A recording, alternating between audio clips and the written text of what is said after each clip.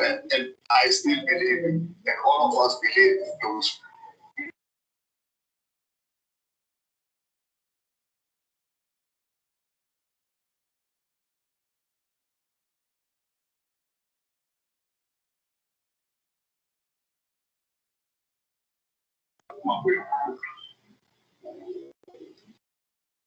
How many years was Mabuya just? You know corporate stability.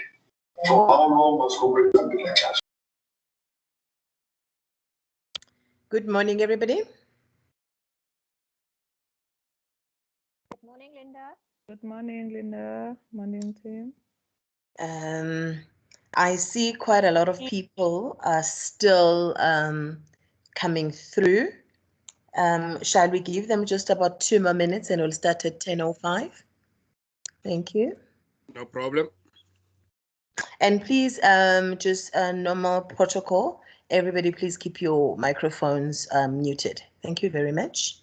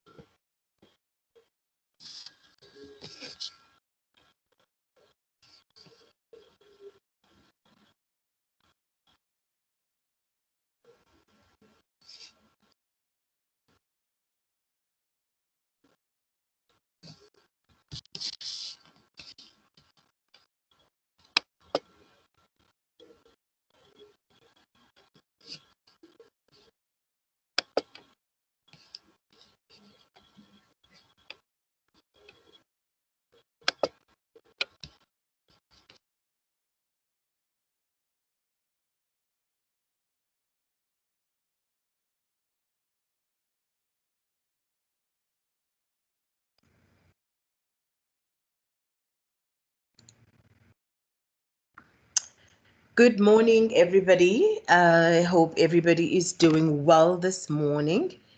My name is Linda Ngumalo from Sasita. I'm responsible for project management as well as the grants. I just have my video on for these few seconds so that those who haven't met me know what I look like. I'm going to switch my video off. It makes for more effective presentation. I'm also going to request that you do likewise. Please switch off your videos. Your audio only should suffice.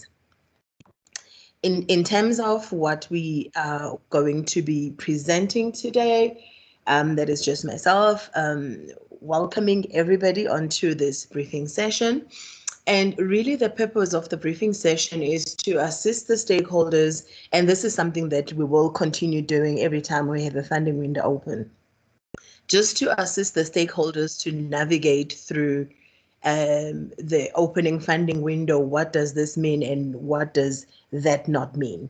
So this is your opportunity to make sure that you understand the process, what the grants are, how to access the grants, how to do it on the system. I'm also going to give you a few tips in terms of why some applications are not successful so that we can avoid those normal landmines. With me today, I have a big team. Let me just quickly see who of my colleagues have already logged in. I'm going to switch off my video as indicated. Everybody, please switch off your videos. There's Begani Tabede, please switch off your video. There's who's this? Elamin. There we go, thank you. And there's Elamin Heiseman. I apologize for butchering your name. Please switch off your video. I'm switching mine off as well. From the team, I am accompanied. I've got Miss Isabel Bowden, who is our marketing and communications manager. She's here with her team to assist in making sure that everybody that needs to participate is attended to. I also have the team from, I almost said Deloitte. I don't know why I still say Deloitte. From Solid Growth. Solid Growth is our partner. They have developed the solution, the system, and they maintain it, and they are the technical support that we have. Oh, I see my CEO has also logged in. Our new CEO, for those who do not know him, is Mr. Thamsanqa Mdonzwa, and it would be amiss of me not to give him the opportunity. Just, I know, say I'm hijacking you, but please just say hello to our stakeholders before we proceed. CEO? Thank you very much, Linda, and good morning to you and good morning to all the stakeholders and colleagues. We thank you very much for taking time to participate in this session. As Linda has indicated, it is an important session, and we look forward to your contributions. Thank you, Linda. Thanks a lot, sir, and sorry for ambushing you. I'm very glad that you were able to join us. Colleagues, we have a very short program for today. It's very specific. It's very much directed to the funding window that is currently open. So this is what I'm going to be taking you through. In terms of house rules, please ensure that you keep your mic off. Please stay muted. You may please switch off your videos. When I will invite questions at the end. So when we to the questions, please raise your hand. You will be recognized. When we recognize you, you ask your question, and then we will assist in terms of I've introduced the team. I'll specifically be taking you through the first funding window. And most importantly, we're going to be doing a system demonstration. I will be assisted by my Really from Steady Growth. Isabel, if you can assist me to mute. There's a lot of activity going on. There's a lot of background noise there. Mute all. The colleagues who have recently joined us, who have their videos on, please switch your video off. You definitely will get a better experience in terms of the goings on this presentation. At the end of this, I also would like to just briefly share with you the COVID relief that we have for SMEs currently going on, because we still have a few more packages. I always want to start with this slide because I think the more people understand how the whole situation of grants work, the better our working relationship. So as companies, for those whose payroll is 500,000 and above, that is the threshold. That is how we decide who pays levies and who does not. So if in your company you have 10 people whose salaries, when combined at the end of the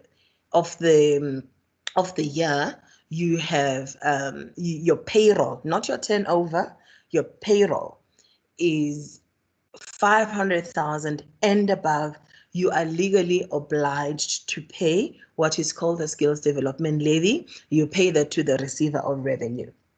Not paying this levy is going, you know how it goes when you avoid the tax evasion, which I understand is unlawful. But the point of this is those monies that you pay, it's called the SDL. SDL is Skills Development Levy.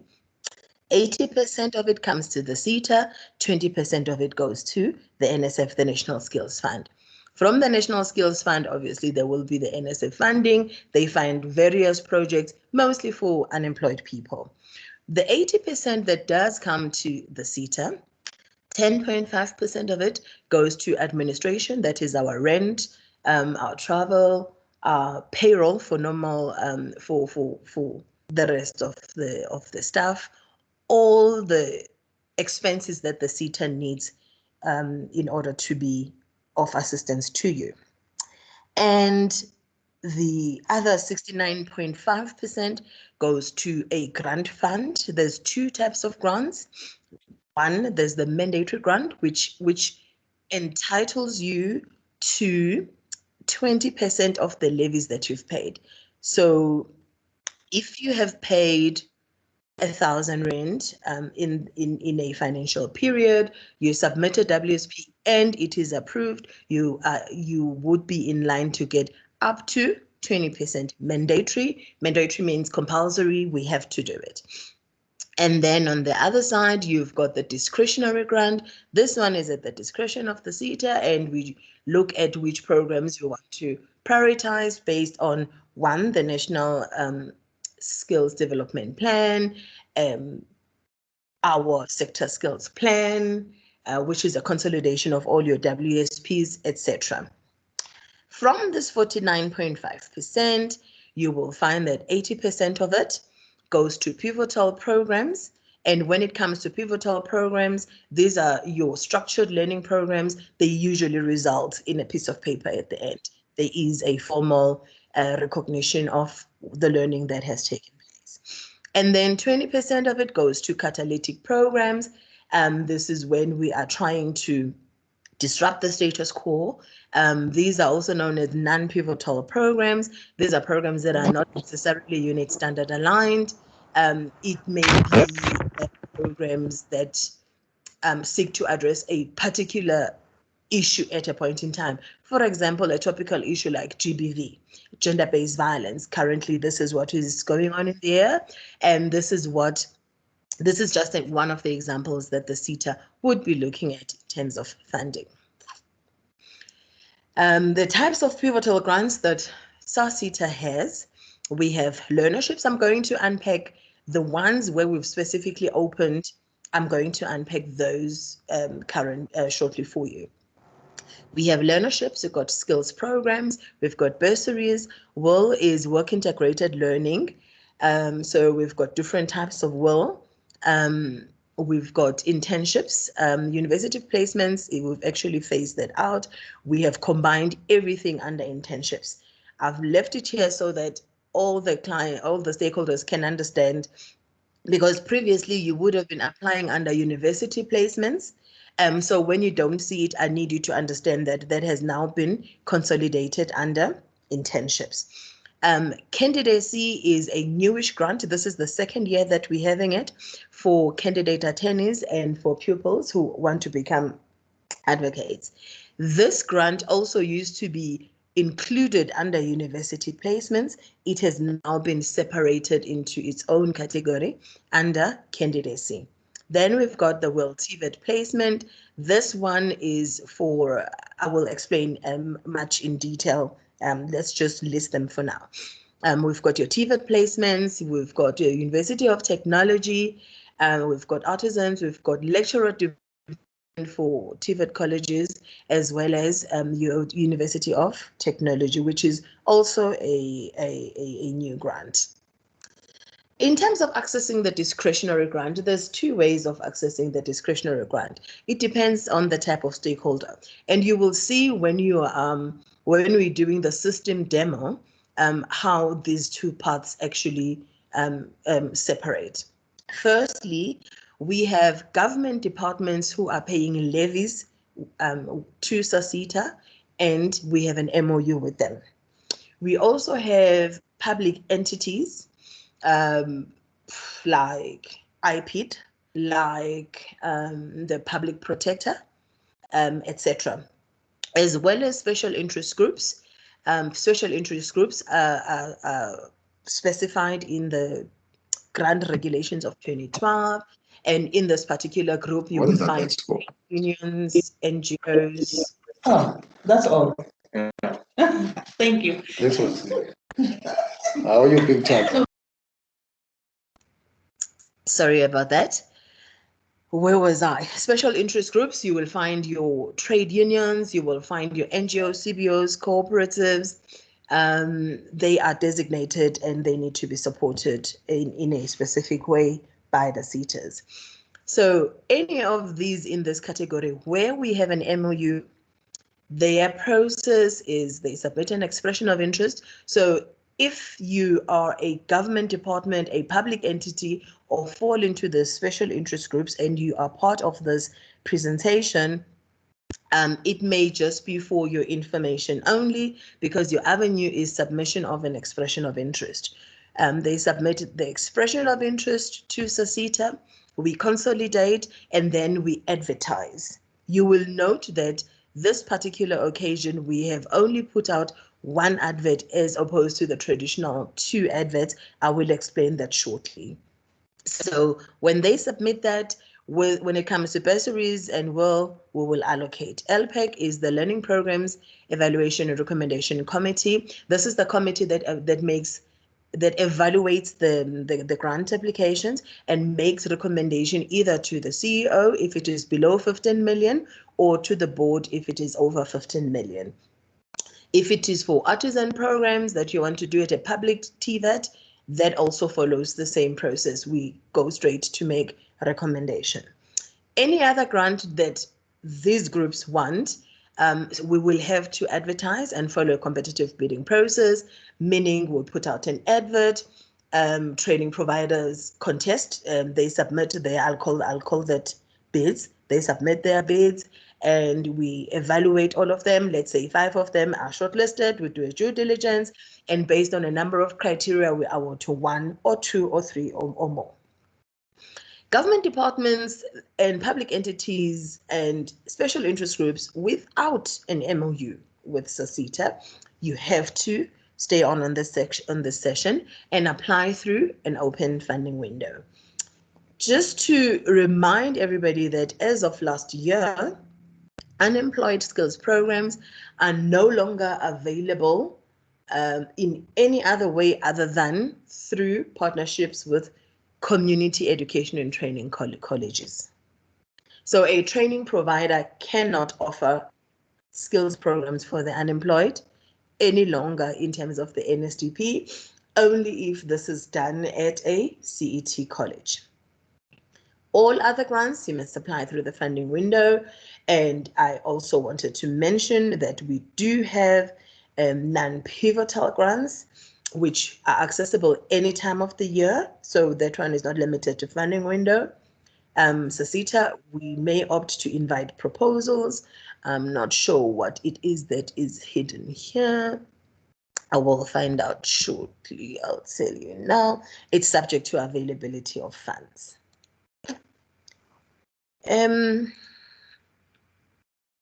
Let's get back to presentation mode. There we go. In terms of eligibility for accessing these grants, specifically talking to employers on this slide, you must be registered with SASITA. SASITA is SITA 19. You do this with SARS, and this includes exempted companies. Remember, exemption is not automatic. You've got to ensure that SARS is in agreement that you are exempted because your payroll is below 500,000. And to give you a pretty good idea of whether or not or how much you should be paying for the SDL, for the Skills Development Levy, that is 1% of your payroll. So the exact same amount that you pay to UIF is the exact same amount that you should be paying to the receiver. And if you want to see whether which SITA you are registered with, you can get a document called, I'll tell you now, the EMP 103 from the Receiver of Revenue. It will tell you what SITA. If it doesn't say SITA 19, then you are not with SITA 19, you are not with SASITA. Very important, if you are medium and large, if you have not submitted a WSP or an ATR that closed recently on the 30th of April, you may not access discretionary grants. I understand from my colleagues in skills planning that those who have not submitted may apply for an extension. It is not automatic. It must be expressly approved by my colleagues at skills planning. But if you have not submitted at WSP and you're employing 50 people and over, you cannot access the discretionary grant. I cannot stress this enough. The WSP ATR must also be approved by ourselves.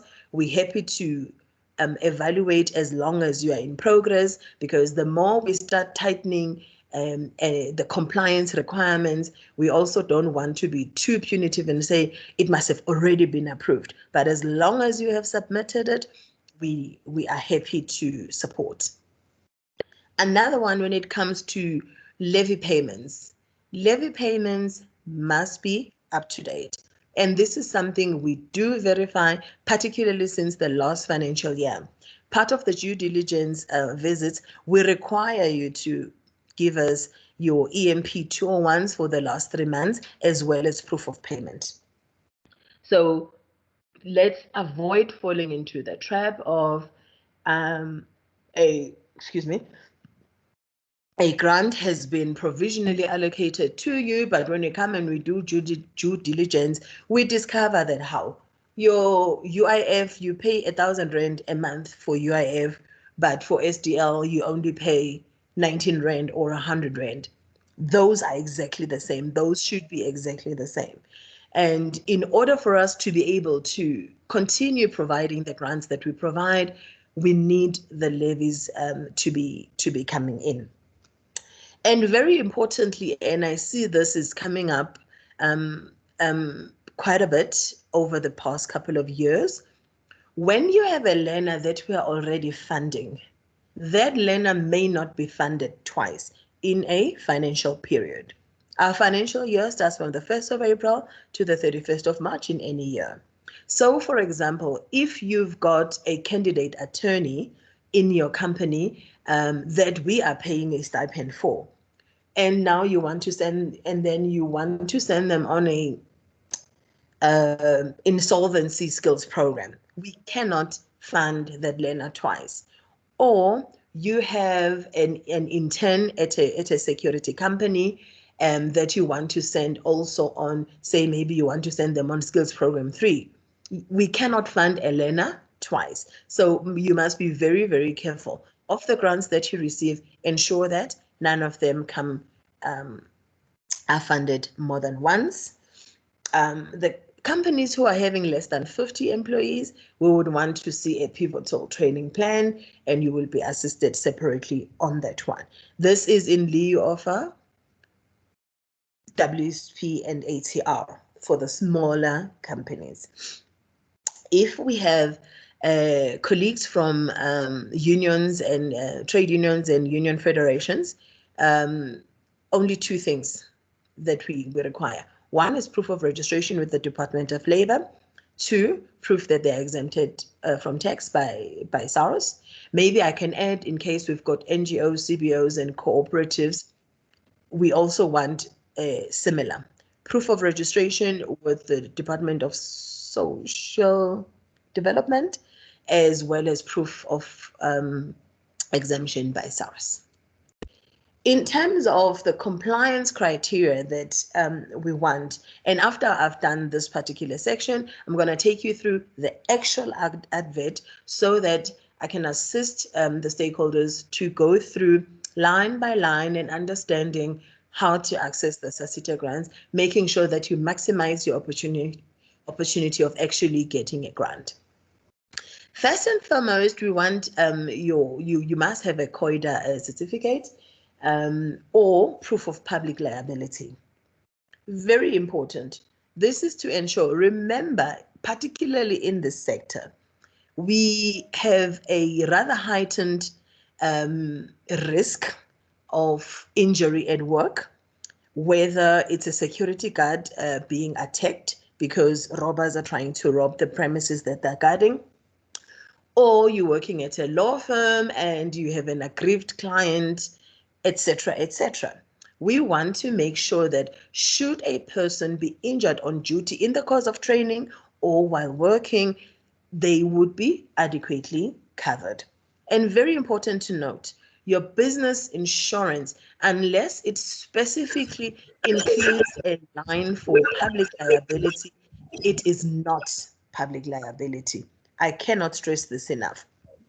Business insurance does not automatically include public liability. So when you're attaching your documents, make sure, you know how they list all the things that are covered. They have your SASRIA, they have your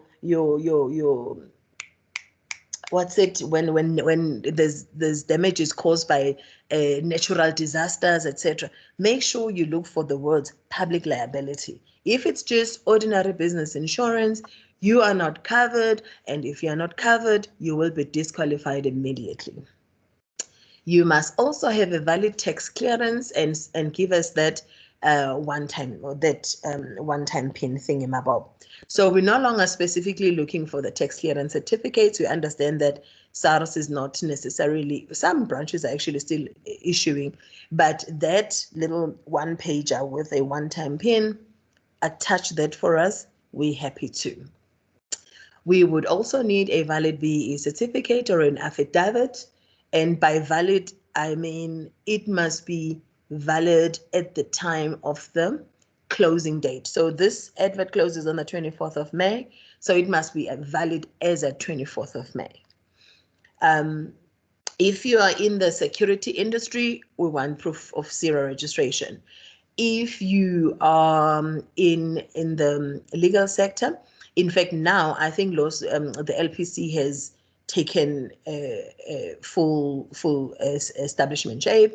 So we want LPC registration, or we also do accept Fidelity Fund certificates.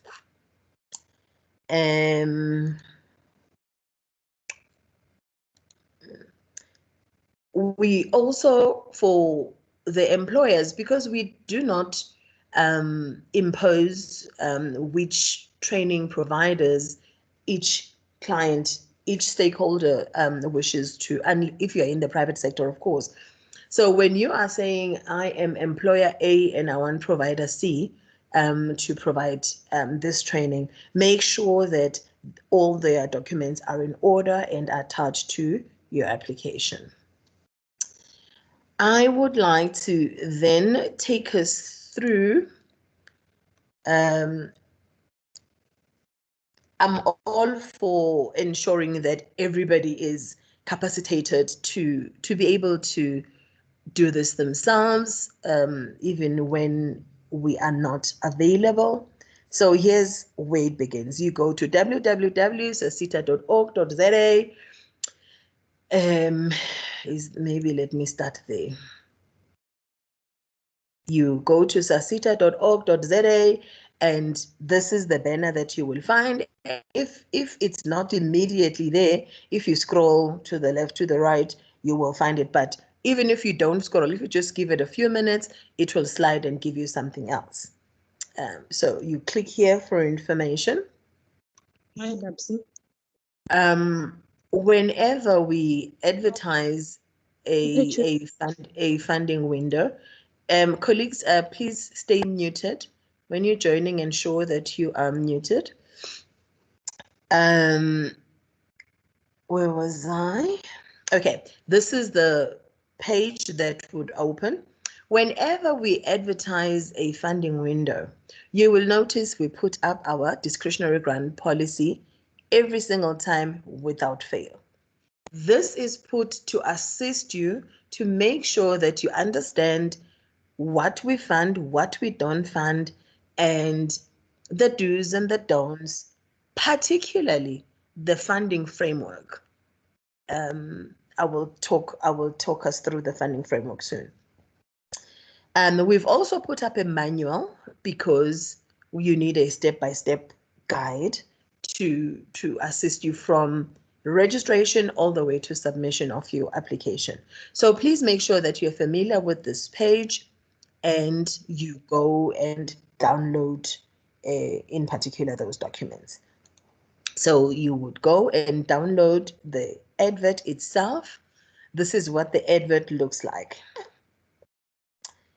SASITA invites, and it's important to note who is invited to apply. Private sector employers, and just to remove any confusion, you must be registered under SASITA. So if you are paying to services, construction, or any other SETA, no, you are not invited. You must be registered under SASITA and paying levies to SASITA or be exempted from paying those levies. We also invite unemployed youth only for the unemployed bursaries. We invite community-based organizations. We're inviting NGOs. We're inviting NPOs. We're inviting cooperatives. We're inviting NLPEs. It's non-levy paying entities that are registered and operating in the safety and security sector to submit applications for this funding year, funding window. I think there's 9 grants that have been advertised, which I will take you through shortly. But right now, I just want everybody to be clear in terms of what the advert is. And then when I continue with the slides, we should all be sort of on the same page. First, we have unemployed learnerships that we have advertised, and we've got up to 1,000 grants available. Now, this up to 1,000 doesn't mean that apply up to 1,000. It means in total for the entire sector, we have a total of 1,000 grants. So obviously, even in your planning and in your application, it doesn't quite make sense to apply for 800 grants when you can see that there's 1,000 grants and which everybody must share in. So let us just be realistic in terms of applying for the grants. And I always state this up front, we do not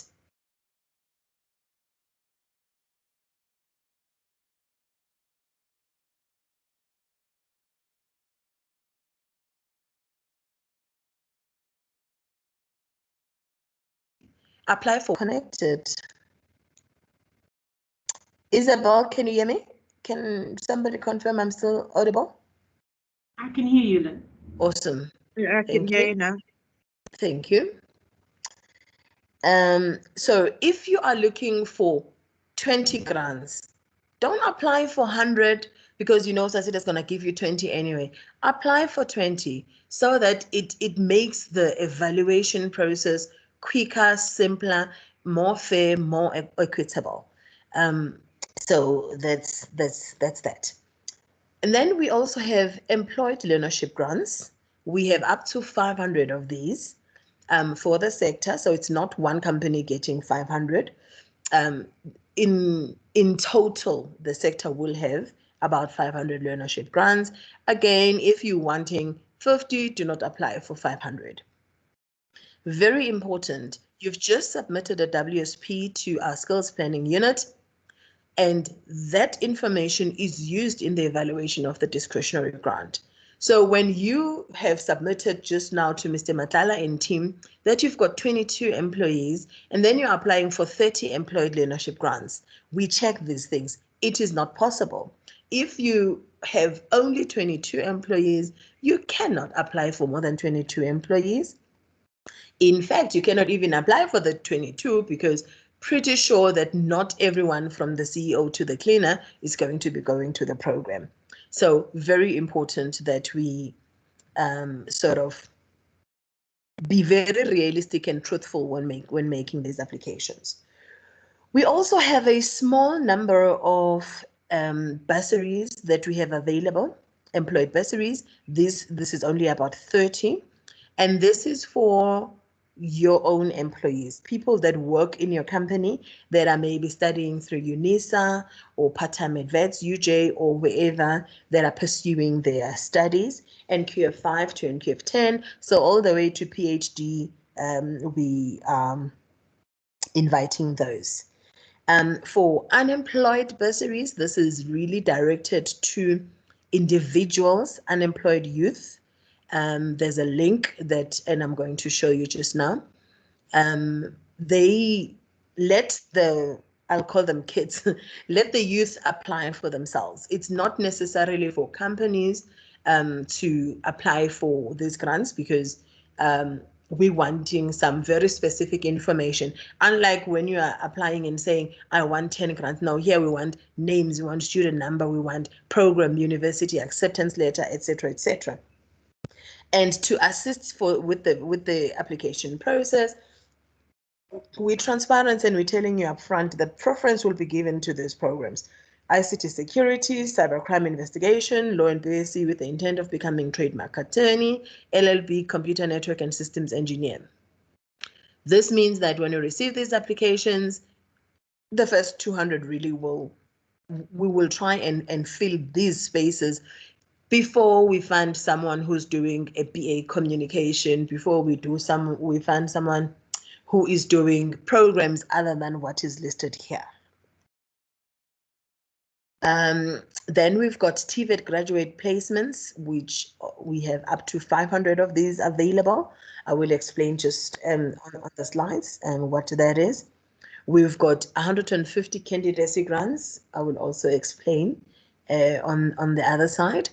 The internship and the graduate placement, we've got about 300 on these.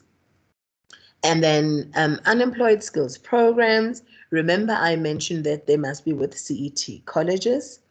And lastly, we've got employed skills program, of which we've got up to 1,000 of, preference being given to AET, Adult Education and Training, training on safety, health, environmental health, it's your OSH, quality in the workplace for SHEP practitioners, as well as advanced driving or K53 security driver. That's the funding model, full or co-funding. Those companies who do have funds who will be saying, for example, you will cover the cost of training and you're looking for stipends, we actually welcome those to apply as well. Refer to the grant, and this is the criteria which I have just indicated to you. Medium companies, you must have submitted a WSP ACR. Small companies, you must submit a training plan. Levy payments must be up to date. In terms of the learning programs that you're applying for, be familiar with our sector skills plan. We've even narrowed it down for you, pages 48 to 58. Go and find out what it is that you as a sector have said to SASITA is a priority. Indicate your trainee, your preferred provider.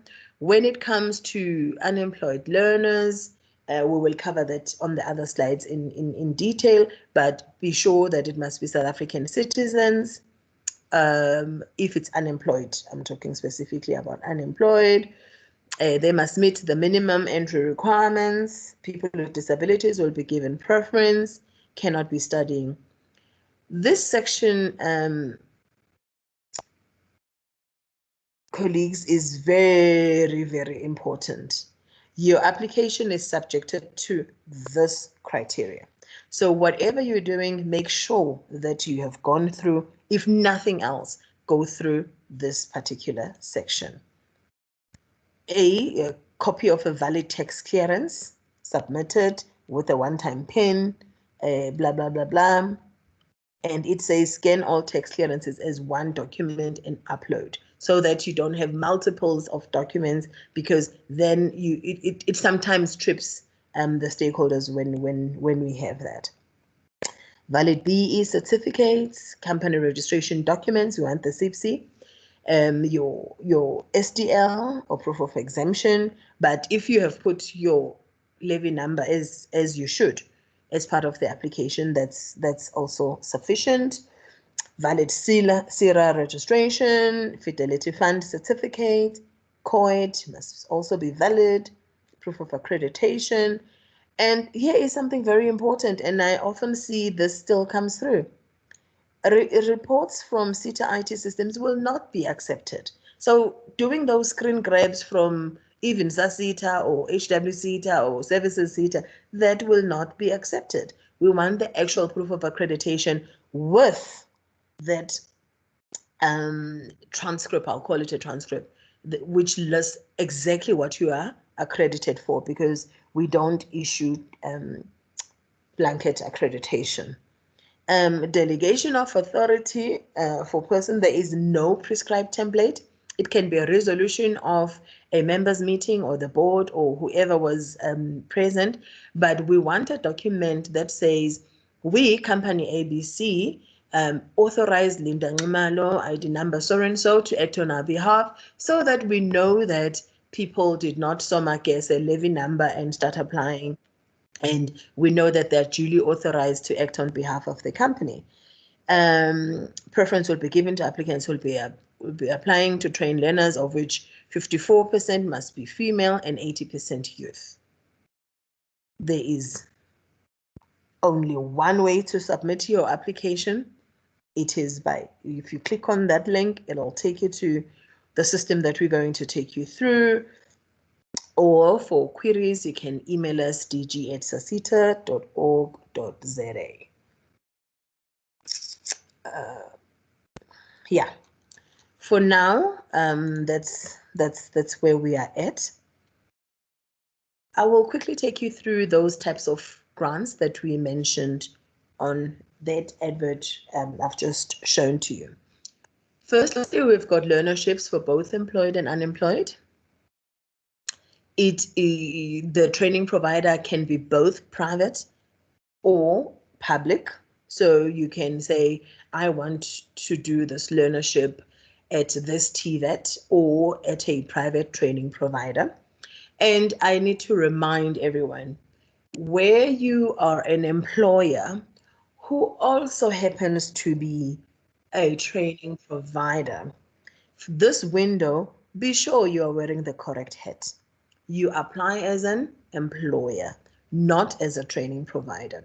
I'm going to stress this when we're doing the system demonstration, because the minute you say, I am a training provider, that automatically disqualifies you, because that is not part of who is invited. So it's very important that if you know that you wear multiple hats, On this occasion, the hat that we are inviting you to wear is that of an employer. Learnership grants are paid on a sliding scale, which is NQF based. A learnership by definition has to be a minimum of 12 months. We do pay stipends for unemployed learners on a sliding scale.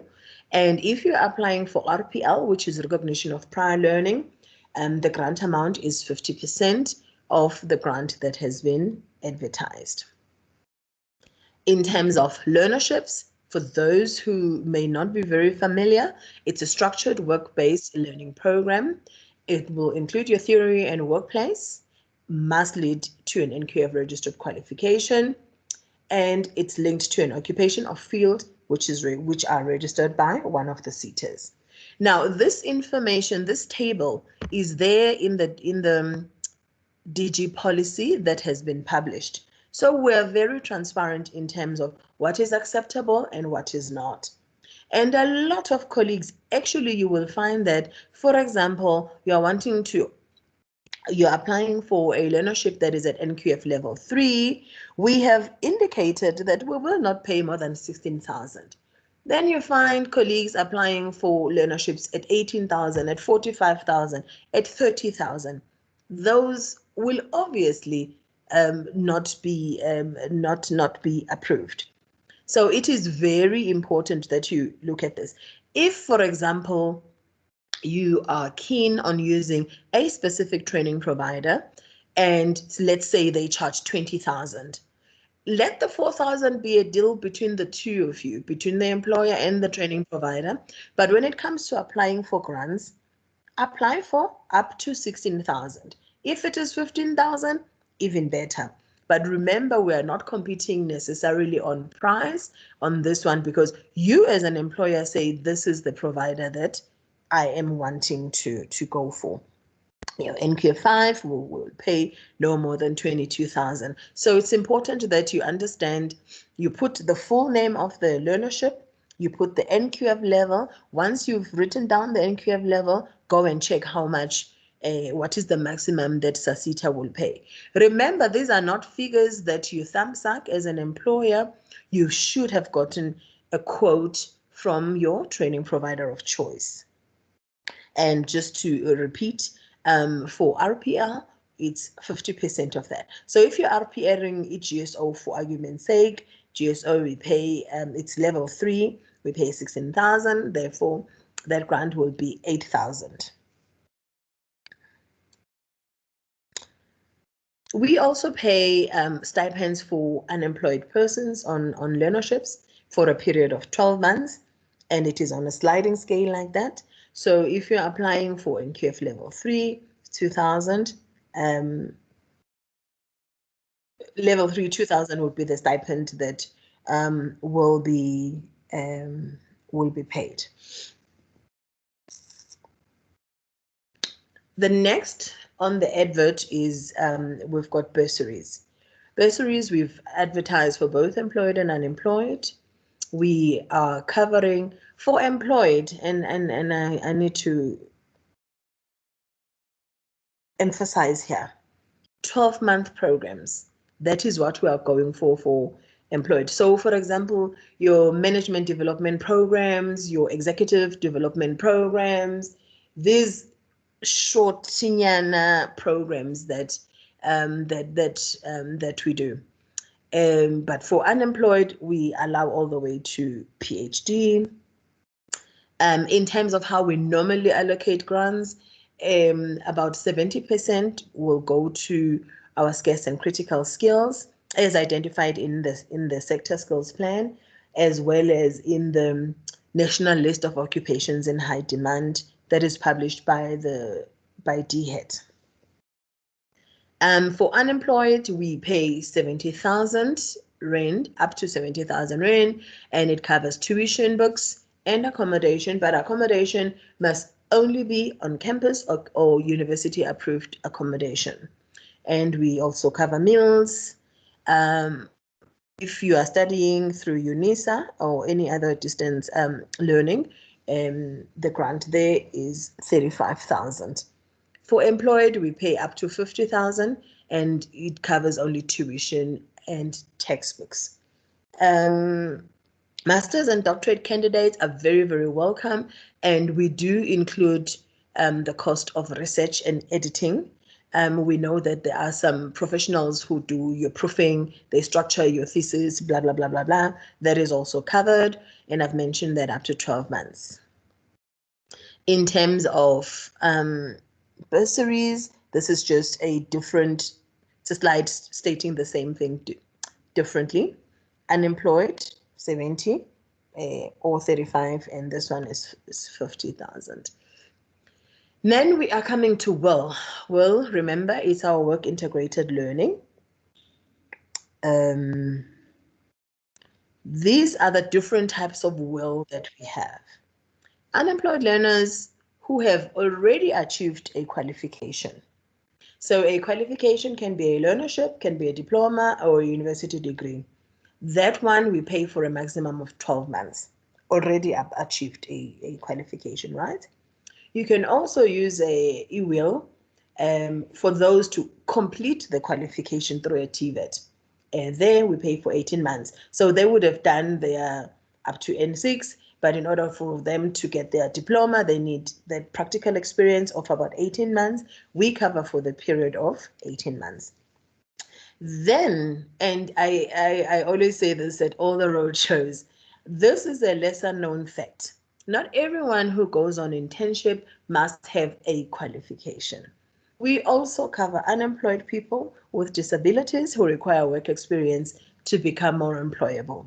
And this we do to a maximum of 12 months. We do candidate attorneys to a maximum of 24 months. Perhaps I should also add that now we've added pupillage for a period of 12 months. UOT is the University of Technology. We cover that to a maximum of 3 months. So when you're applying for these types of grants, make sure that you go through the table that I'm going to show you, see how much we pay per month, look at the period of how many months we cover, and then put the correct grant amount that you're applying for.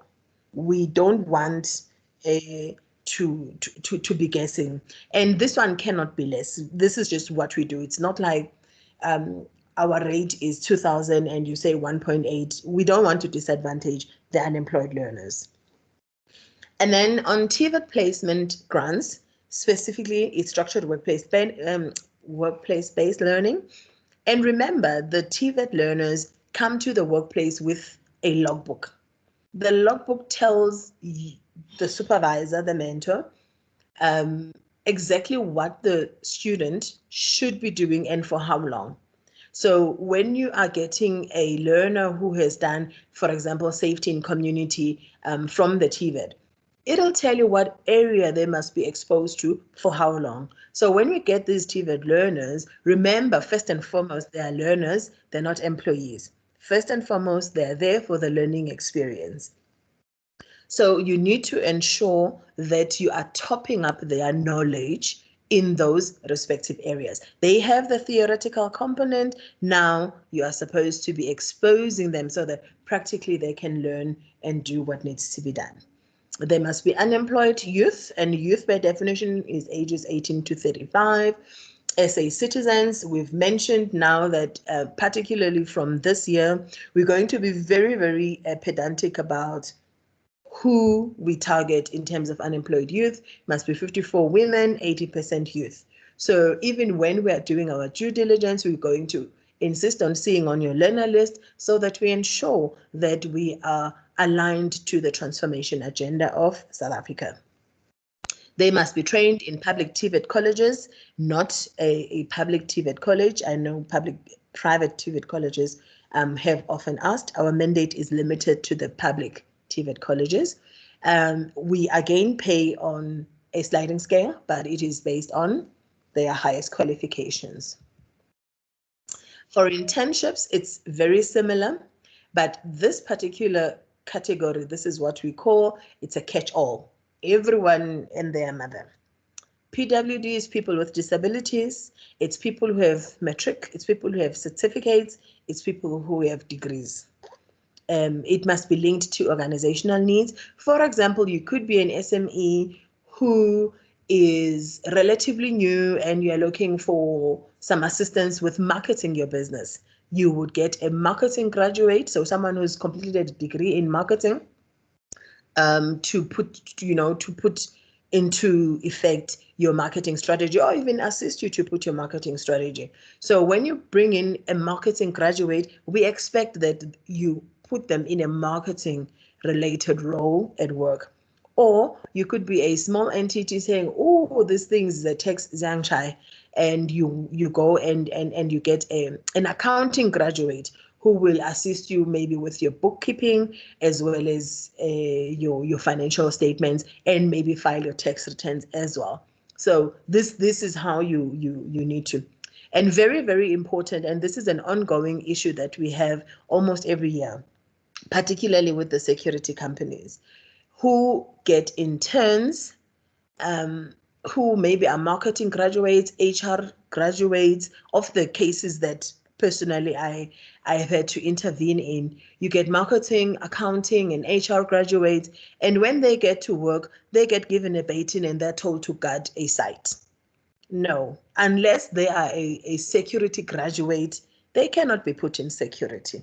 And it applies to everyone. I'm only using the example of the security because we've had quite a number of incidents where in the recruitment, they will recruit anyone and everyone, but a marketing student, when they come there, they're expecting to get marketing related experience. We're paying for them to get marketing related experience. So in your planning, there's nothing wrong with getting interns who will do your security guarding. However, you must therefore target GSO graduates and put them in that role. If you're looking for accountants, take accounting graduates, etc., etc. We'll pay on a sliding scale for up to 12 months. Candidacy, I've mentioned, it's over a period of 24 months. If it's for a candidate attorney for pupils, that is for a period of 12 months. We pay 7,000 per month, and these must be LLB graduates. No other qualification. We have a sliding scale, which you will find on our policy, depending on what the person has. So if it's someone, for example, who's got a bachelor's degree, we pay 5,000.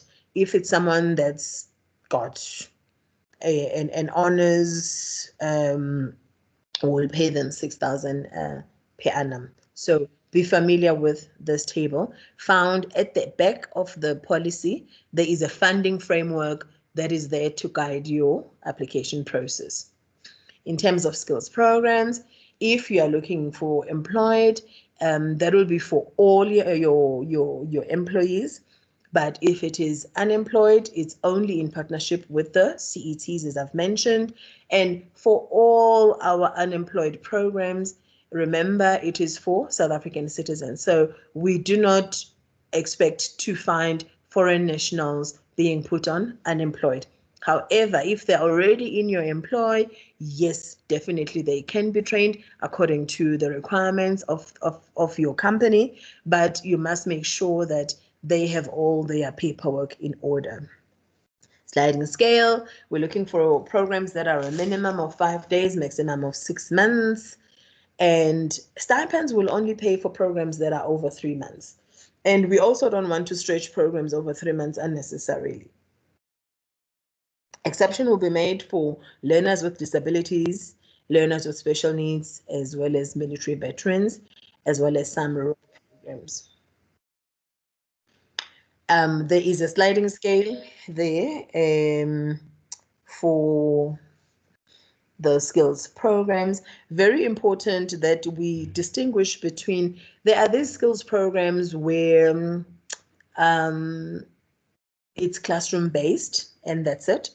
But for example, there are those who will require programs like welding, where there's materials, etc., etc. So for the technical or labor intensive programs, you will find that we've got different rates, 12,000 there. For example, firearm training, because they have to buy the ammunition, blah, blah, blah, blah, blah. And we generally consider it in this category. But if it's your normal skills program 1, 2, 3, your OSH, your firefighting, your first aid, guarding key points, all the usual ones, they would fall in this category. RPL is at 50%. Stipends, when we do pay them, if it's over 3 months, that is the rate. Remember, all these rates that I'm talking about are at the end of the policy. In terms of allocation of grants, just to summarize, we're saying they must address critical and scarce skills identified. They are identified in our sector skills plan or in the national list of occupations in high demand. And there's a document that is called that. Very important, those employers who commit to employ a minimum of 30%. Remember, our goal is not just to train people. We're training people for employment. Our goal is reducing or contributing to the reduction of unemployment. So part of our mandate, and therefore a shared mandate with yourselves, is that at least 30% of your learners must be absorbed. And by absorption, people always think it must be strictly employment. And people, maybe we don't fully take advantage of the system. If you have taken a learner through a GSO, for argument's sake, they've gone and they've completed the learnership. There's nothing stopping you from the following year applying to take that learner on as an intern for 12 months and give them that experience. That will also be considered absorption. You may know of, I know we have networks within the industry. You may know of another firm down the road that is looking, and you have someone that has just completed their articles and they have done everything. Those referrals, those are also reportable as absorption. Cannot stress this enough. For this year, we are going to be very, very, very, very, very, very strict. 80% of the learners that you train must be youth, whether they're employed or unemployed. The focus is aggressively towards youth, as well as women and people with disabilities, as well as people originating from rural areas. These are the things that we'll be looking for at due diligence. Common reasons, which I'm going to be taking you through when we are going through the system itself, but compliance documents that are not submitted, I'll show you. Compliance documents that are invalid. For example, if we say certified and you don't give us certified, or you give us a document that expires, let's say you submit today, the 10th of May, but it expires on the 22nd of May, the advert closes on the 24th of May. That is invalid. Quotes that are above maximum grant per policy. We have published this in the policy. I've given this to you in the slides, blah, blah, blah, blah. And another one that is creeping up quite significantly, particularly now that we're online, we're able to check a number of things. Invalid qualifications or learning programs. When you are saying, I want to do this program and this is my unit standard, go to the SAQA website and ensure that that unit standard is still valid, i.e., it has not expired, which also means that it has not gone past the last enrollment date. So it's important. And some are putting together, you will put a learnership, and when you check, this is not registered by the Department of Higher Education and Training, or it used to be registered, it has since expired, it's been replaced by another qualification. So when it comes to learnerships, I'm going to request that I'll show you when we are doing the system demonstration, focus on the name, put the full name of the qualification so that we are not guessing that this is what you meant. Put exactly what it is that you mean. I think for now, I am going to pause here. I definitely have been speaking for a while, and I am going to request that we take a very short comfort break. And when we return, we will do the system demonstration. I'm going to request that we take questions right at the end, because a number of the questions that usually come up, you will find that once a person sees how it is done on the system, the questions sort of answer themselves. So I'm going to request that we regroup at about 11:20, at which point Nelly and I will be taking you through the system. If you've got any questions, please jot them down in your notes. And if they're still not answered at the end of that, of part 2 of the session, I'm quite happy to attend to those questions. I thank you. Shall we reconnect at 11:20, please? Thank you.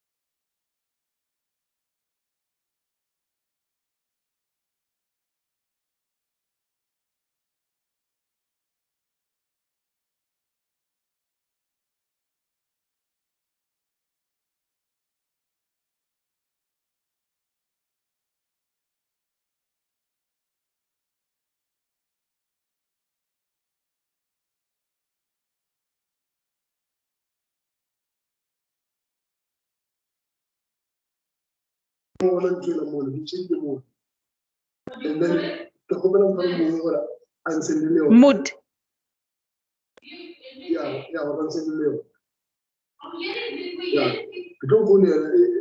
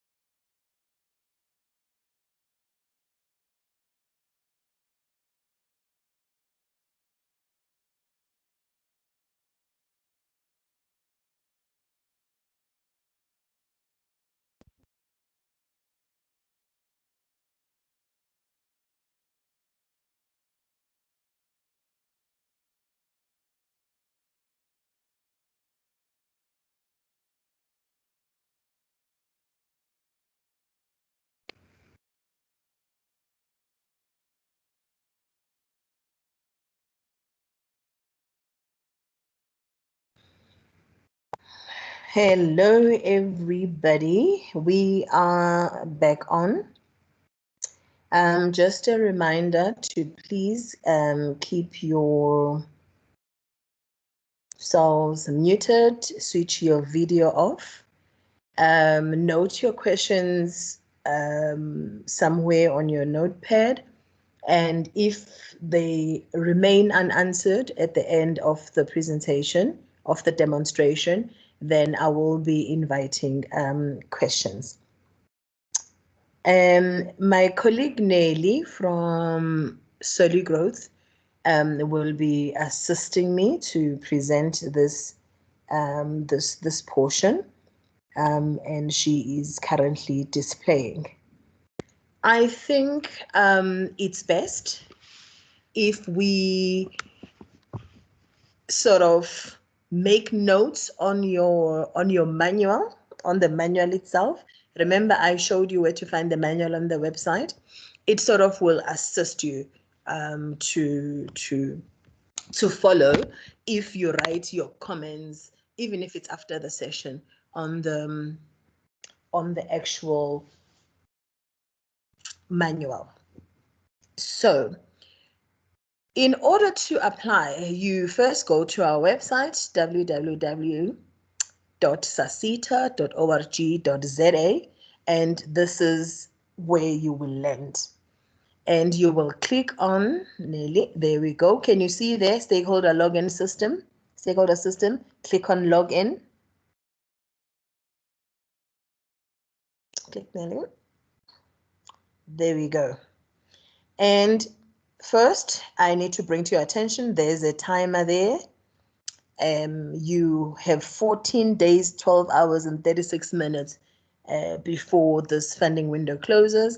It'll close at midnight on the 24th of May, 2021. So this means that just before the 25th, not the morning of, just before the 25th. So 23:59:59, that's when the system is scheduled to close. So this is your landing page. The very first thing you do, and I know a lot of SDFs in particular, get confused around here. You most likely will get the same credentials to log in, but you need to first register. So Nelly, you will correct me. If they've registered last year, they don't necessarily need to register again this year. But if you've never registered for the DG, you need to first register. Please show us, Nelly, where to register. Right at the bottom of the page. Can you see? So when you come in here, resist the temptation to go and put in your username and password, because the screens that you're going to see are not the screens that are for DG if you have never registered for DG. Nelly, please confirm for us if they've registered in a previous funding window or a previous year. They don't need to keep registering for each funding window, right? Yes, that's correct. And if it happens that they've forgotten their login details, you can click on forgot password. The system will ask you for an ID number. You enter the ID number and request the new password. An email will be generated to your email address. If you do not receive the email, please contact Sasita. They will be able to assist you with the login details. Thank you. Awesome. So let's get back to that one. So when you get onto this screen, you go onto register as new DG applicant, DG stakeholder, register. Okay. These are questions, Nelly, you can complete them while I'm talking through. These are sort of questions that assist you to plan for submitting your application. First, are you currently in financial good health? Yes. Do you have a valid BE certificate? You give us the date. Tax clearance, you give us the date. What's the next one? Have all your projects been successfully concluded? Yes, and you give us the, particularly if we have terminated a project, we need those details. So you'll put the code LSE 0719. It was terminated due to 1, 2, 3, 4, 5, so that we make sure that we assist you with rehabilitation in order for you to continue accessing grants. It does not necessarily exclude you. Remember, we are very developmental in our approach. And then, do you confirm that the directors or members of this company do not have a relationship, whether it's family, friend, or other, with a person employed by SASITA or a SASITA board member? Transparency is very, very important. If I have relatives I don't know out there and we are somehow related, please make sure that you mention that you are related to someone that works at SASITA, or, very important, someone that sits on the SASITA board. Okay. And then you give us the details. You can proceed, Nelly. Good. And then you, as the person who is submitting this application, will then be required to put in your details. If you can see there, ID number already exists.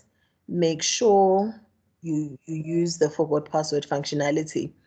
So it will always tell you if you are duplicating. I'm loving what it is doing. Can you see? She has put in there that is the ID number, but the system will tell you it's not a valid ID number. Then she needs to select that it's a passport number. Then Bob's your uncle. These are the details in order for us to be. I'm not sure if we can increase the size, Nelly. Someone is requesting. Let me see. Is it better now? Let me go back to the thingamabob. Oh, what have I done? Yeah. Yep. Is it? Yeah, it's definitely bigger than what it was. I'm not sure if the person that had requested it is can see, but these are the details that allow us to contact you if there are queries and if we are scheduling. And I cannot stress enough the importance of making sure that you are duly mandated. Last year we had 1 or 2 instances where companies submitted or where people submitted applications, and when we were discussing with the companies arranging due diligence, there was some miscommunication. People did not understand or know that applications had been submitted. So make sure that when you submit an application, you are actually authorized. You can proceed, Nelly.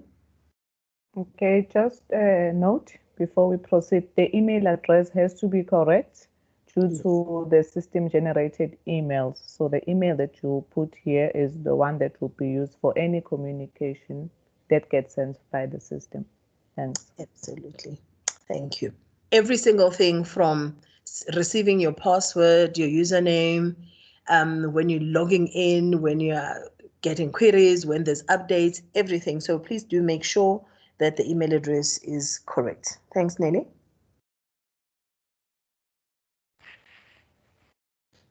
You may proceed.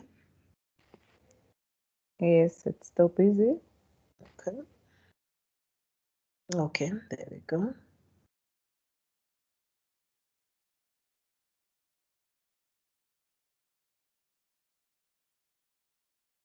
I don't know whether it's something with my network. It shouldn't take this long.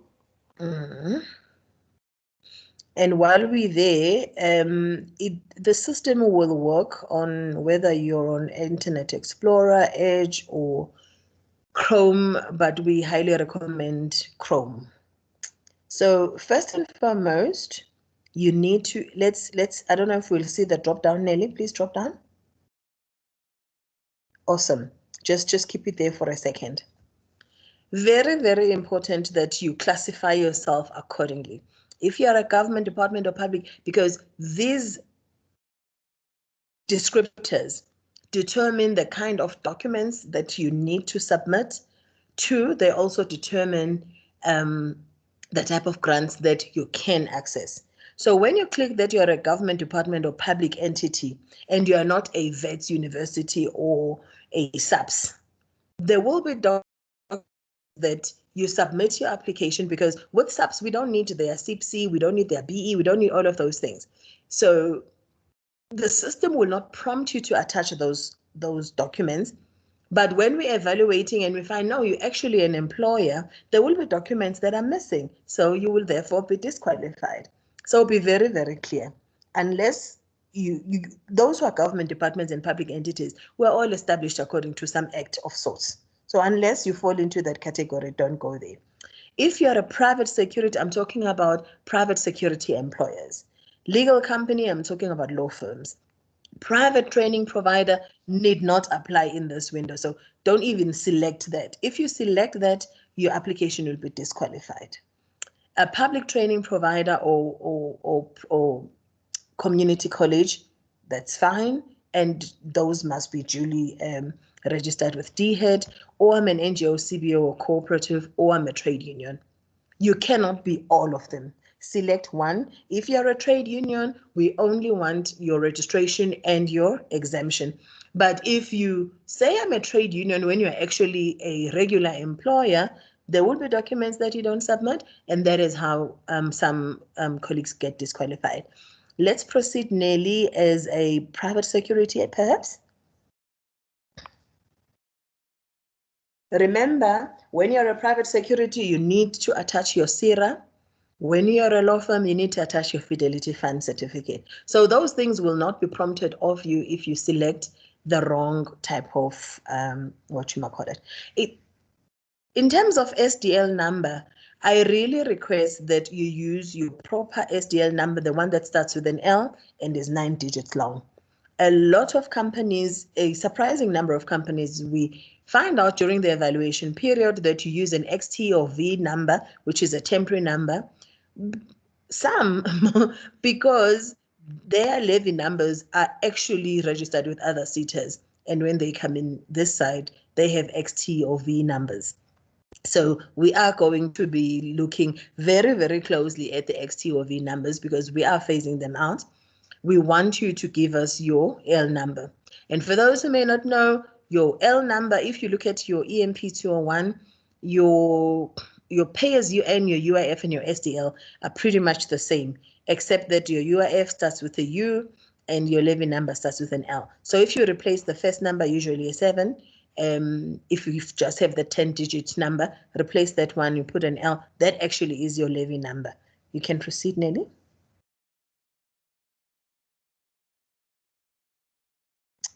Okay, there we go. You put your levy number. There is a question, where do you get an L number? If you look at your EMP 201 or 103, there's that little, if you read there, please verify your correct levy number on your EMP 201 or EMP 103. That's where you're going to find your levy number. If you haven't got it there, like I said, take your UIF number, you drop the U, you replace the U with an L, that becomes your levy number. If most companies, the ones who are registered with SASITA, you will pop up like Lily is fine. Please stay muted.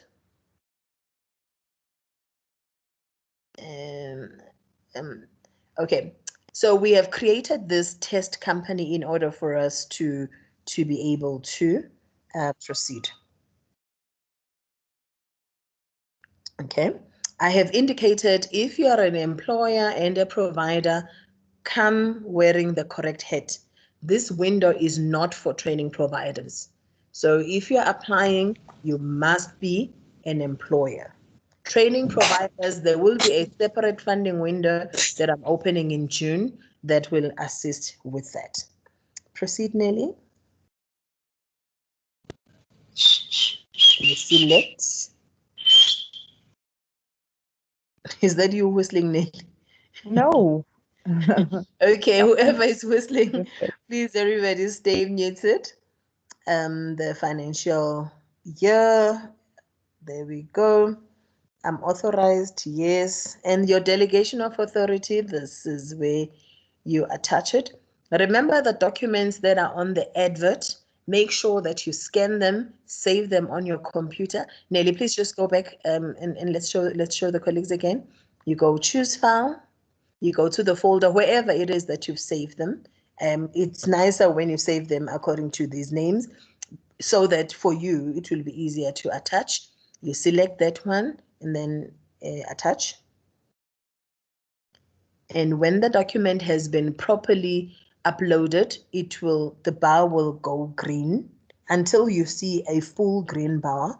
Please just be patient. The system is coming that.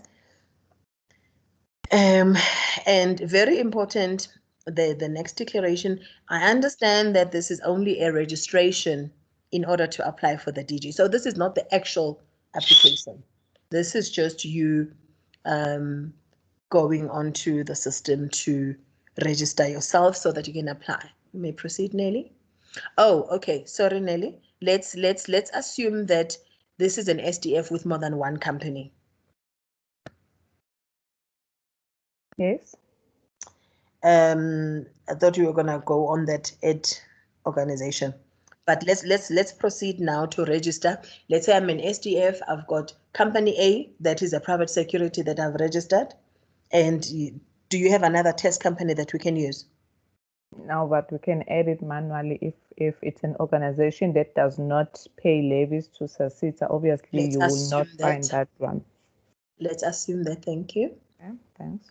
So that you can also see what happens if you enter your levy number and your company is not automatically pulled up. That's what happens. I see it didn't auto-populate. So, and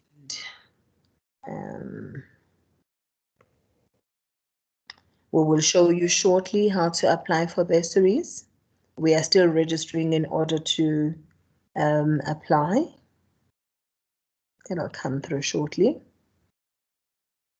Everything that is on the advert, we remember I've mentioned, not government, please. Say legal company. Thank you. What's the SIC code there? Can you just look at the SIC codes there? Legal activities. The first one. It's not justice. There we go. As far as possible, let's try and select the SIC code that best represents the type of business that we do. And this is a small company. And we'll put the levy number. If you see below latest WSP status, if it was an existing company, it would, noted Isabel, thank you. It would pull through the WSP status from what we have. Okay, and then save. Cool. Let's scroll down a bit. I'll scroll up the organization that we've added. Oh, okay. We're still finalizing this one. Okay, cool. Duly authorized. Yes. And you put the delegation of authority. So this one will be from this other company. Now, remember, you can't attach the same delegation of authority for different companies, right? So if you're an SDF with multiple companies, that's how we going to. Voila. Can you see that you now have two companies that are linked to your name? So whenever you are logging in, you will have an option of selecting between the two companies. So the registration process, you only register yourself once, and then you must register every single company that you have. Please proceed, finalize registration.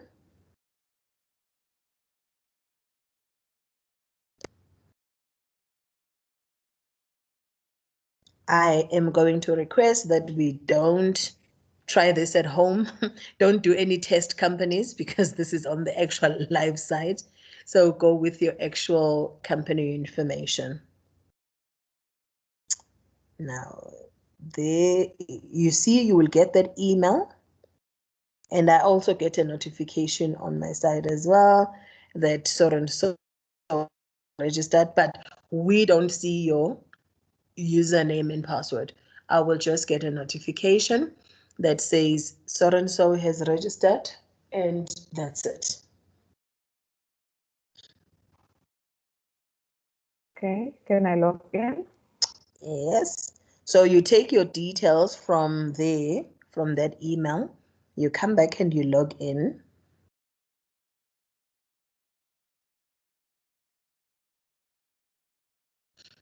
Very, very, very, very important. When you do this logging in, please select the correct profile.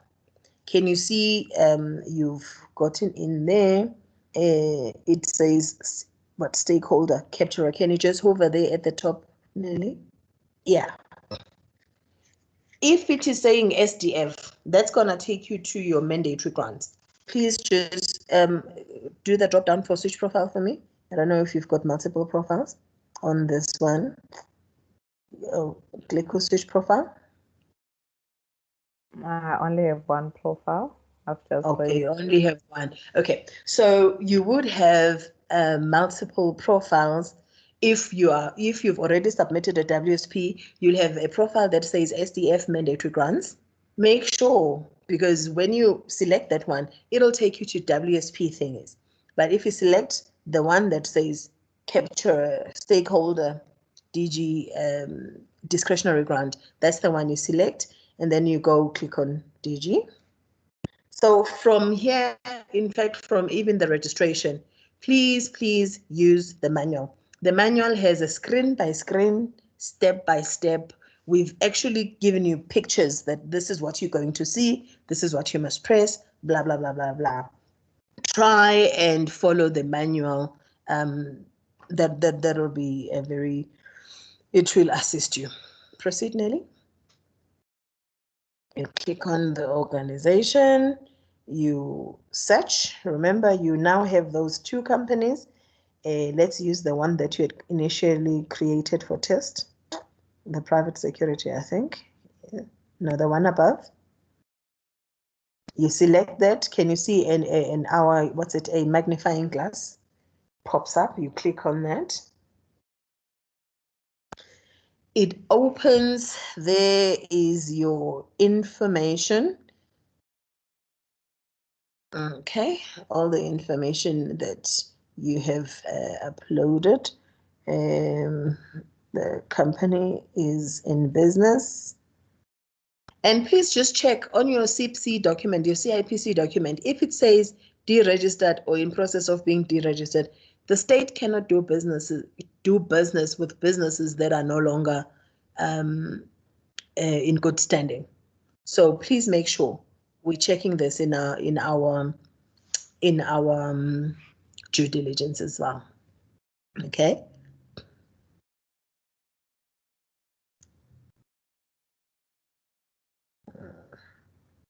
Okay. First, you go and you attach. Remember the documents that we said create a folder, keep them there. So you go and say, okay, for my BE document, make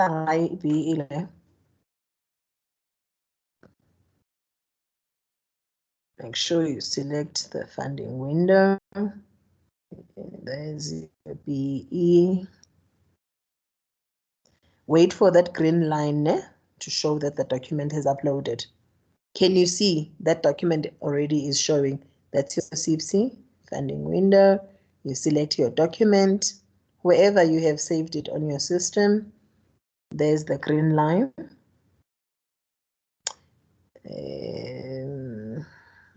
Proceed. Add your COIDA. So when you scan your documents, if you label them correctly, that will assist. Some of the applications you would find that it says BE, but when you open, it's actually a COIDA certificate, and you open the rest of the document, there's no BE, and before you know it, you're disqualified. So pay attention to the documents that are required. If the system is asking you for it, make sure that you have put it there.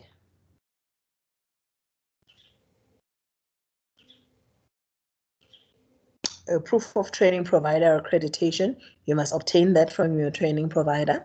Remember, we said we don't want to, I'll take last year's DG questions a little bit later, but please note that, or I will come back to it. I just don't want to mix things and lose the rest of the audience. Remember, we don't take the internet generated proof of accreditation. There's your CIRA certificate. Can you see, because it's a security company, it's asking you for CIRA documents. If you select the one that says legal, it will ask you for your Fidelity Fund certificate. And your tax clearance is the last one. Upload a pivotal training plan. If you are an SME and you haven't submitted a WSP, remember we said you need that pivotal training plan. Isiviwe here. Isiviwe is not. Okay. I'll just upload any document for the sake of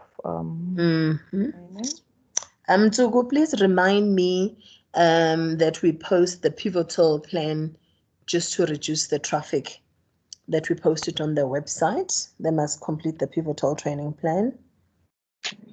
Yeah, definitely. I'll remind you. Thank you.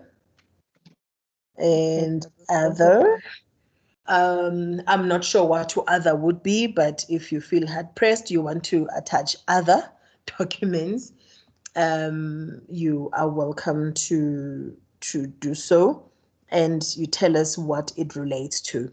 Maybe it could be maybe an MOU that you've entered into with some government department that they're going to employ the learners at the end of the program, whatever that might look like to you. So now you've done all your compliance documents, right? I'll scroll it down for us. There we go. Those are all your documents. The nice part about this is once you have uploaded these documents, I cannot change them at all. Nobody from SASITA, from myself to the CEO to my team, no one can change these documents. It assists everybody to keep documents auditable, transparent. So when we say your tax clearance has expired, in 5 years and 10 years time, we can still go back and show you that the tax clearance had actually expired. So I can't say it has expired if it has not. So those are your documents. Your next step, Nelly.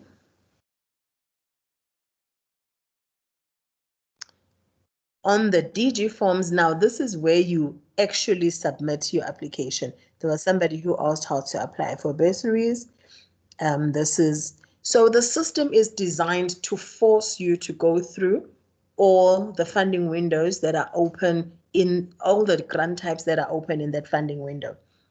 This is because a company can only submit one application.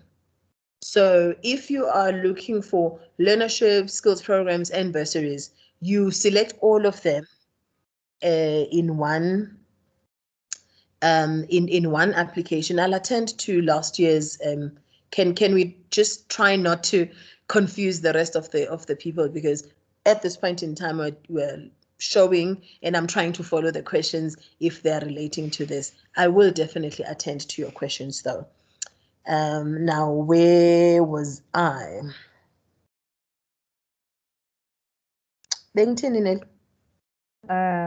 Where we create one application for all grant types. Yes. So if you are wanting to apply for internship, for employed learnership, unemployed learnership, skills program, and bursaries, you do that in one application and you only submit once. and the system is designed to prompt you to go to unemployed learnerships. Let's start, Nelly. And if you are not interested in that grant, you say that I don't want this grant, and then you move on. Okay. So these are the grants that have been advertised in this particular funding window.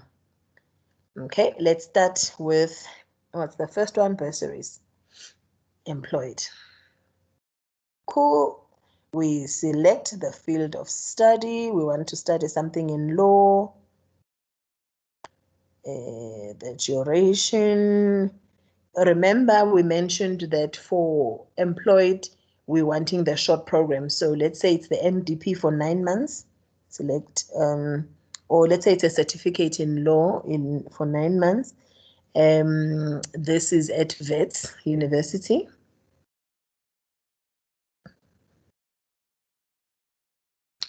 The course is 25,800 rands.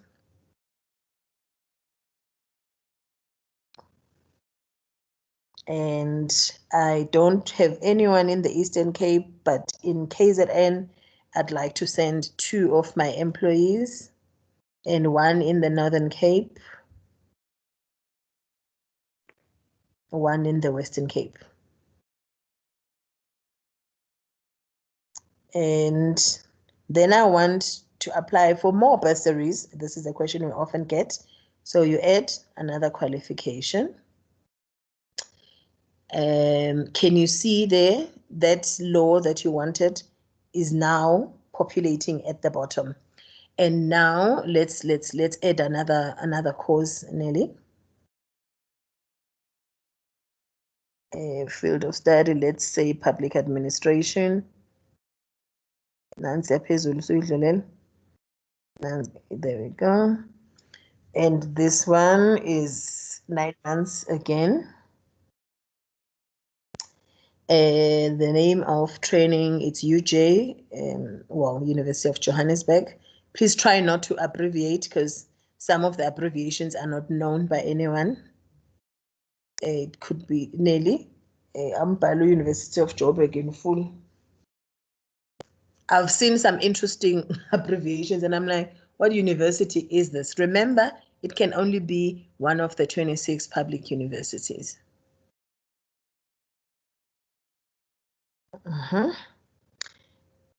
Double N. And this one is 47,000. And it's just 1 person in the Eastern Cape. Ed. There we go. Can you see immediately that course has also populated and the system will calculate your totals for you. So you've got to be sure of the quotes that you get from the universities, and that's what will happen. If you look just slightly above, there's a blue block that says, I do not wish to apply for bursaries employed. I understand that by ticking this box, I cannot submit a separate application for this grant during this funding window. So if you don't want any bursaries, you just tick there, then the system will take you to the next available grant. But in this case, we do want this one. And then what do we do next, Nelly? Untick, please. What we save, ne? Yes, we save if we do not wish to apply for this grant type. Otherwise, we go back to the discretionary grant forms to complete the next form. Another type of grant. Okay, learnerships employed, select. There we go. There, let's say it's a SASITA learnership. And please write full and proper names. So this one is national certificates. You can use the NC, at least I don't mind that. National certificates in general security practices.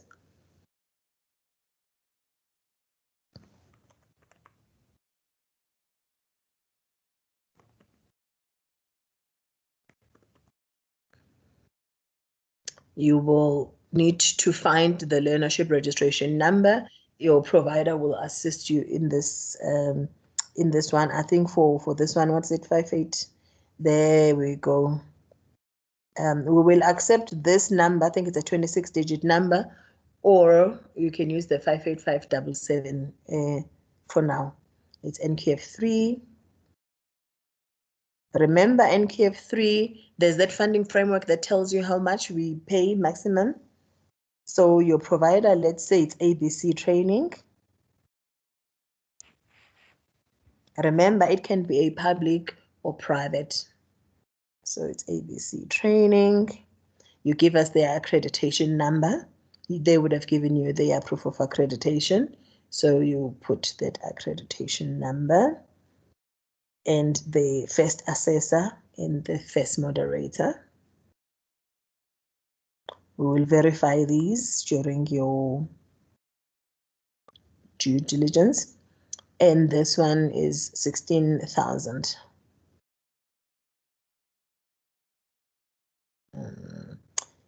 And let's say it's 2 people in each province.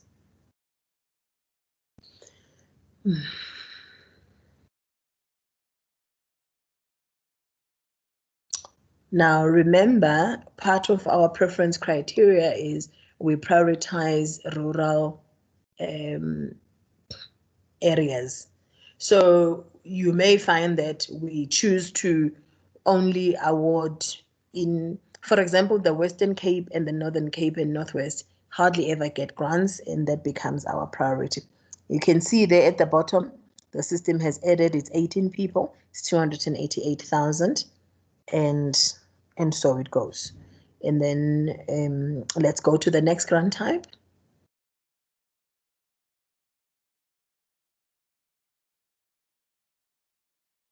I'm thinking of an example of other. You remember when we were adding our compliance, you can start populating, Nelly. When we were looking at compliance documents, I said there's other. If, for example, you are applying in partnership with the CET college, you can use that other and put the MOU between the training provider and the CET college, or between the employer and the CET college. That's just one example. That's that. That's that. Let's say NQ5. Okay, 4 is fine. And XYZ training. And accreditation, blah, blah, blah, blah.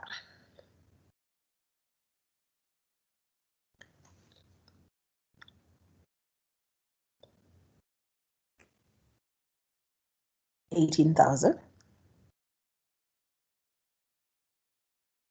You just have 10 learners in Mpumalanga.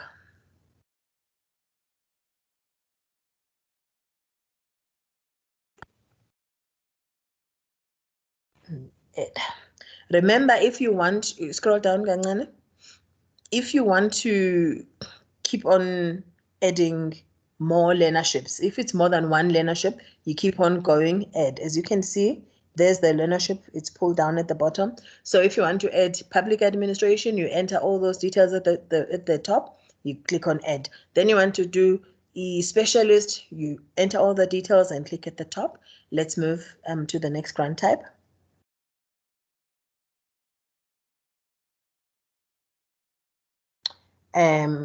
Learnerships, did you not skip? No, we've done learnership, employed and unemployed. Let's do unemployed. I just want to check on the stipend. What you going to say? All right. Do you want me to add another line? Is this the unemployed? Yes. Okay. You can edit this Okay. one. No, that's fine. No, that's fine. Let's move to another grant type then. Okay.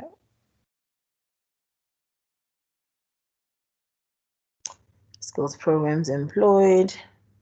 Let's say you're not interested in this, just tick no, so that we've got a So there we go. So if you're not applying for any, you just select, but make sure you read this. I don't wish to apply because you cannot submit it at a later stage. You can't. Who's running? Isabel. Can we do the questions a little bit later? I'm trying to balance the two because some of the questions are just quickly related to this. Please, guys, I definitely will respond to your questions, but can we take the questions at the end? Thank you. Okay. I thought I had put this on silent. Yebo. Proceed. Skills programs unemployed. Unemployed, as long as we remember that this can only be in partnership with the CET. But let's for progress, for time's sake, you can say I'm not interested.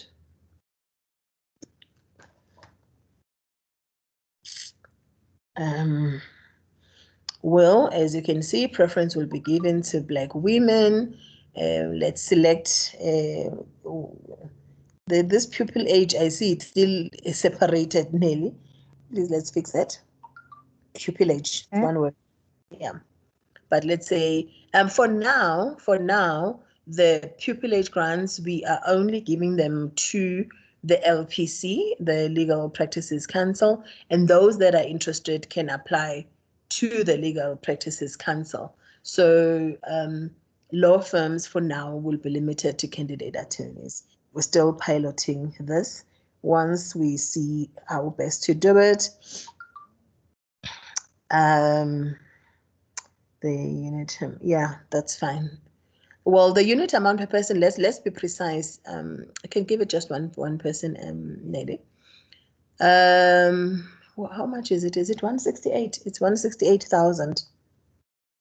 So it's 7,000 times 24, 168,000. Yes. Ed. There we go. We can move to another.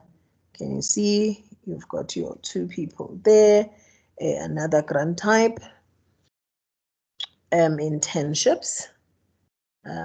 I think one thing that you want to be very, very sure of is know what you want before you attempt to apply on the system. The process shouldn't take more than 30 minutes total to submit your application. But if you are only going to start now, how much is this going to cost? And you start scrambling, this can take you days and days and days. But it's gonna, even now, it's taken us so far. I think it hasn't been that long, but it's because I'm talking over to try and explain what it is that we are doing. And there we go. How many people? Just one? Yeah, just one will do. There we go. Let's go to the next grant type. We are almost done. What's it? Just say not interested for the balance of them.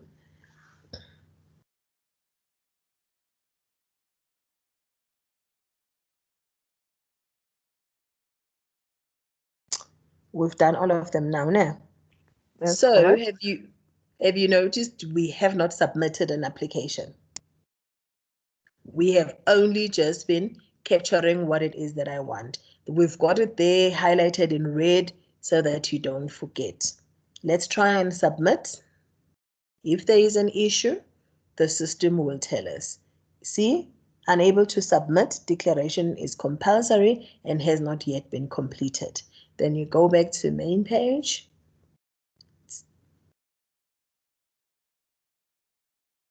The declarations are super important. There's your declaration for the second.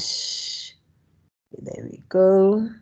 Okay, very important that we read. Do you any person connected with the application or have any relationship, family, friend, or other with a person employed by the CETA or involved with any member of the board? Nelly? What do we say there? Yes or no?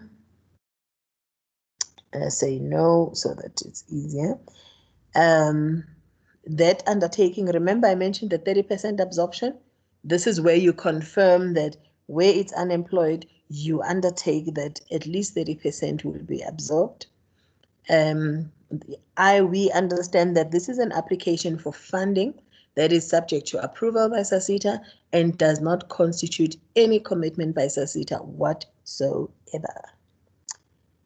We applicant or any of the directors listed have not been blacklisted by Treasury. So if you have done business for government, remember we are all part of government, and you were prohibited from doing business with the state, you also may not do business with the SETA. Information is factually correct in all material aspects, and if we find that some information is false, we may disqualify your application. And just confirming for the third time, I'm duly authorized to submit this application. And then go on and save.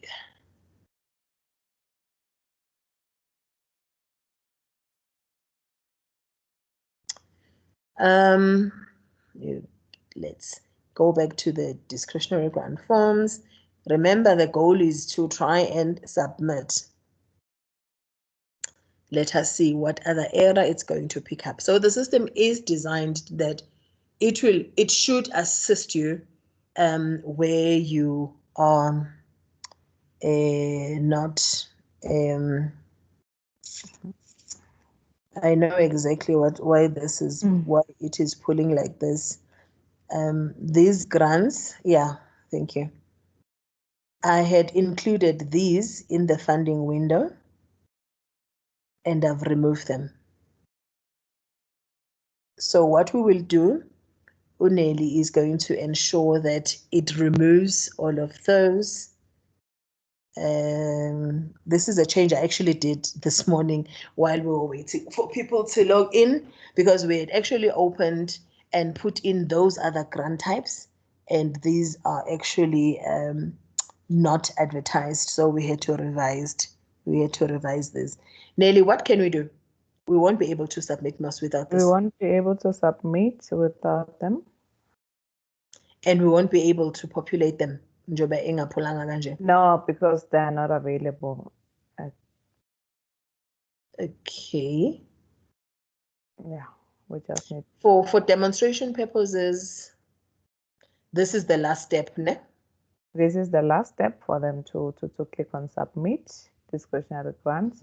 So if this button is still active, it means that you have not submitted your forms. So once you click on submit and your submission went through, you will see the email generated by the system and the status will reflect as submitted right where there was the submit button. Thanks. I'm wondering if I shouldn't, for now, put these back so that we can just get through to the end. So that you can get the forms. No, leave it. No, let's leave it. I do apologize for that. I've actually removed these particular grants this morning because, as I mentioned, they are not currently available, so that you don't, because as you can see now, because they are there, the system is going to force you to go to artisans and say, I'm not interested. You go to artisan unemployed, I'm not interested. Adversaries unemployed, I'm not interested, I'm not interested, not interested, not interested, before you can actually submit. But this is the very, very last step where it checks that you have selected all the forms that have been submitted. And then once you click on submitted, this button that is red will become deactivated. Now, some people would have submitted an application only to realize maybe you submitted on day 1. On day 14, you realize, oh, I forgot to apply for skills programs. There, you can reverse the status of your application. However, very important for you to note. Can you see the status there is created? You will not. Nelly, did you not submit something when we were testing a test application? No, not yet. Not yet. Okay, cool. When you reverse an application, let's say you've already submitted on day 2, and on day 20, you want to submit, you want to edit your application. The onus is on you to make sure that you resubmit. Because the minute you reverse, you change the status back to created. Nelly is showing you how to. And let's show that again. You go there on the forms, you select. Can you see? If it had been submitted, this application, you would have status as submitted and created. You select created, it makes your application live again. And I cannot stress this enough. Just because you have proof of submission on day 2, if you haven't resubmitted on day 20, if your application remains on created status, that's it. Your application will not even come through. We do not know, we don't see it. Well, I will see it if I go to the back end, but your application remains unsubmitted. So very, very important that we leave there or created status. I think that is pretty much all that we wanted to show you. There is DG approval. I just want to see what stakeholders see.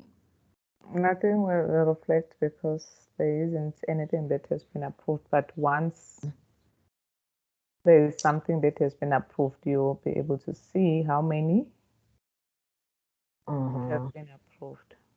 Okay. Okie dokie. All right.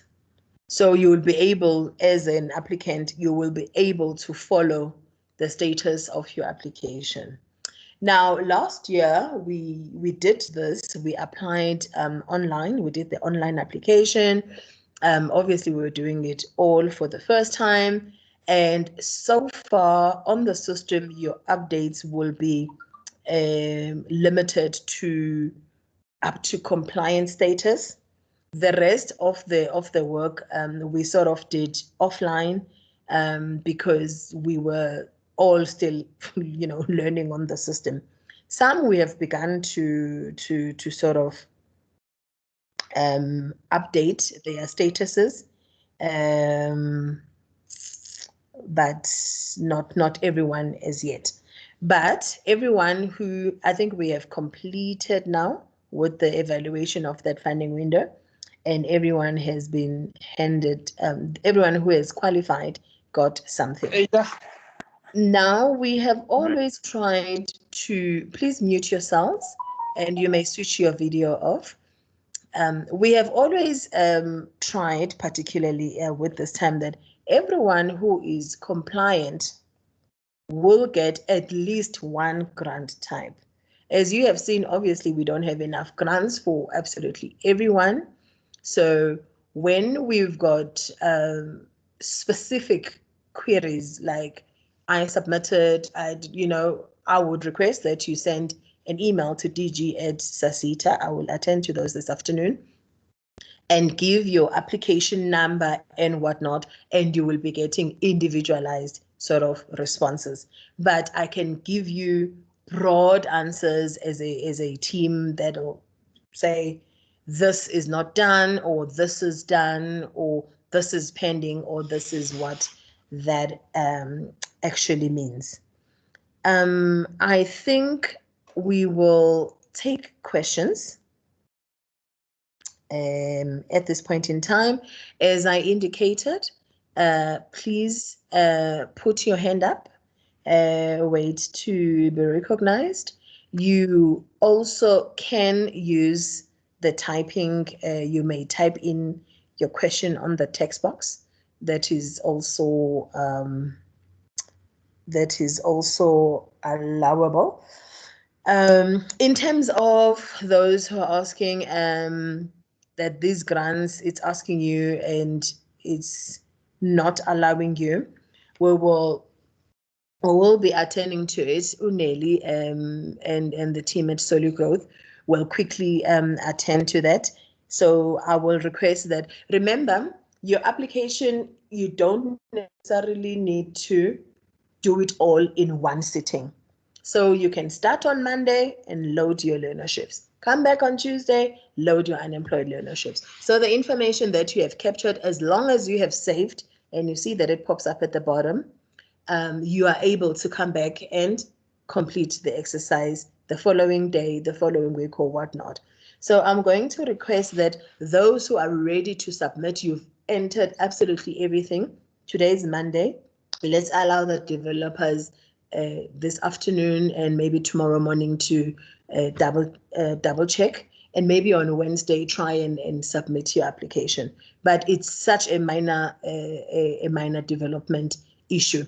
But as I was saying, the system is designed to make sure that you don't shortchange yourself, because you cannot submit more than one application per levy number. I will take questions. Please put your hand up. I will recognize you. I am quickly scrolling up on the, I don't know why this phone, I definitely put it on silent, but it keeps on coming through. There we go. Let's see on the text box if there are any questions. It's cutting off. How can I get a copy of this meeting recording? Isabel, are we going to post this recording, or must they request and we forward? No, Linda, I think we're going to post it on the website if we can. Okay, cool. So my colleagues at Marketing and Comms, they're going to assist to post this on the website, and you will be able to please mute yourself. Please, thank you.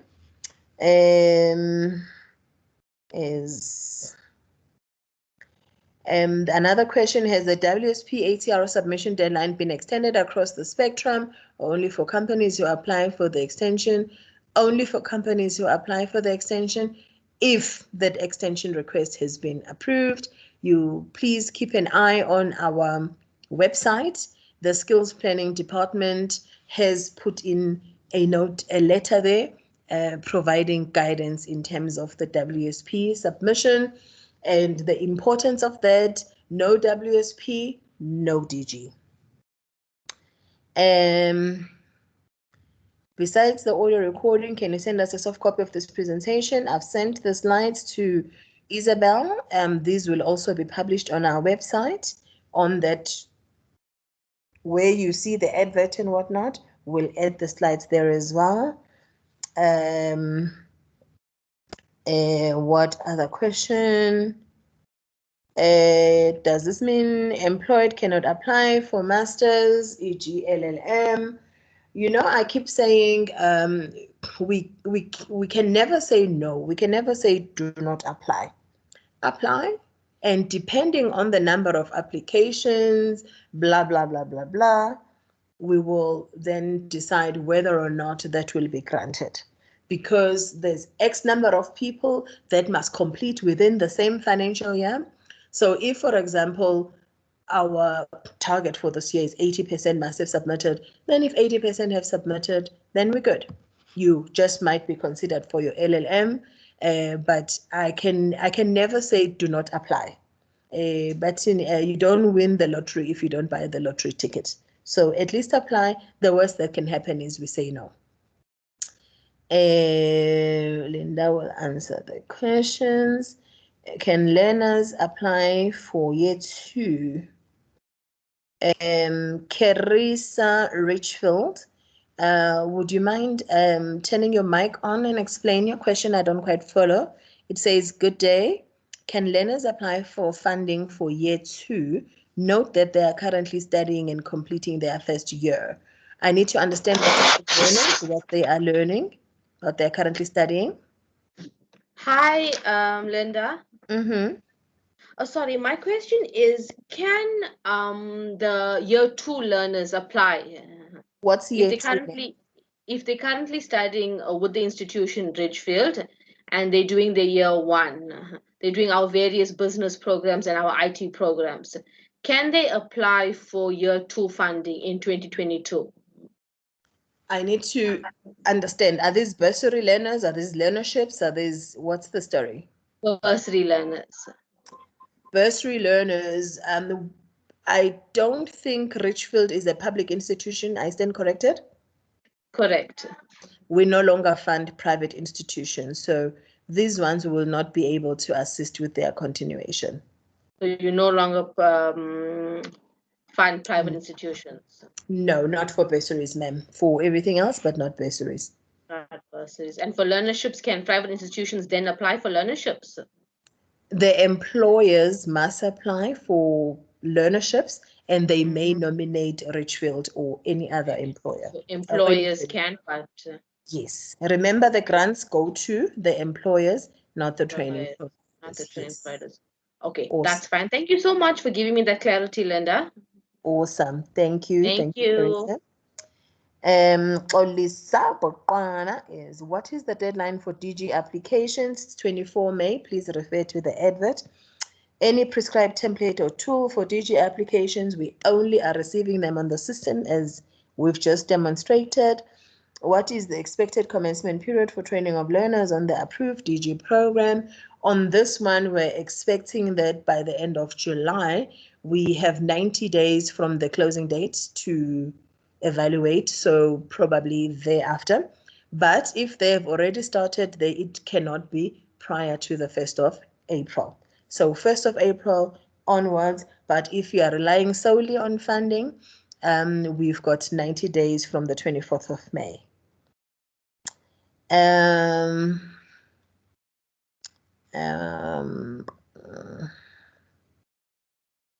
responded to that one. Connected, taking a break, and I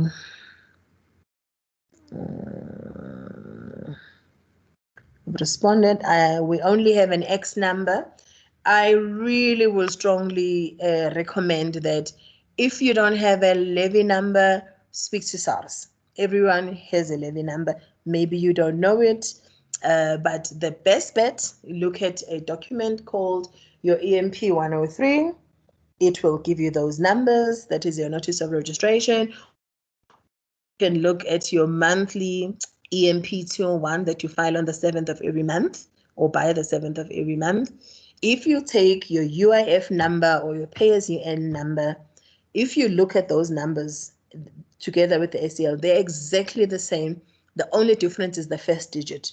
So the SDL will start with an L. So you drop the 7 and have the 9 digits. If it's a UIF, the easiest way, take your UIF number, replace U with L. Then Bob's your uncle. We will definitely assist you. Joni, I've specified this, but let me repeat. If you're a private security, you're also a private training provider, this window is not for training providers. So training providers do not apply this nje. It's only for employers. In June, I will be opening a separate funding window for training providers. And I will have another briefing session for training providers pertaining to the advert itself. So that's where we're at. How do you apply for a bursary? We've demonstrated. You applied for a DG last year. It was not approved, but no reason was provided. Can you please provide any reason for that? Definitely, obviously, I cannot give the specifics to the general public. Let me, who wants to volunteer a levy number or an application that we can have a look at so that I can assist you to see what was wrong with the application? Any volunteers?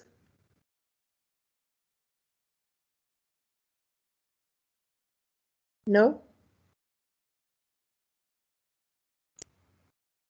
That's me. I'll volunteer. Give me 1 second. I am going to see.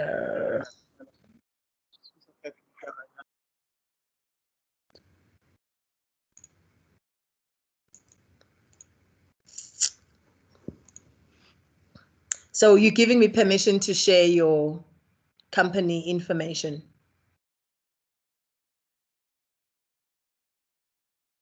Who was that gentleman who put their hand up? Yes, Okay. it's me. No Okay. problem. Can you just give them? Okay. What must I do? Should I text Give them me, or have you got your levy number handy? just Or what's one the moment? company name? I'll try and search by company name. It's by Tapele Projects. Hey, By Tapele. the Zulu in me needs spelling. M-A? It's B-A. Yo, okay. B-A. B-A. All right. And then E-T.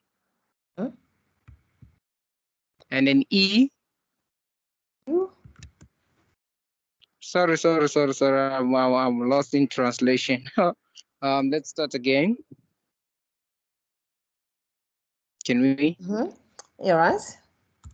Hello? Yes. I'm listening. Yes, wait. Can you hear me now? I think I hear you. I hear you very well. It's B-A-E. It's B-A-T-A. B-A-T-A. And P. Yeah. P-E. I'm not winning at all. B-A. It's B-A, right? And then E-T-A. E-T-A. And then P-E-L-E. You see, there's no application under that name. B-A-E-T-A. Yeah, by Tapele Projects Management. No application received. I've launched it a long time ago, I guess. Maybe I have to relaunch. It's the add submit button. So if you haven't done a submit, do you have another company that you wanted to follow up on? That's yours? No. Okay. Who else would like to give us? Who has actually put it on the system? Maybe I'll.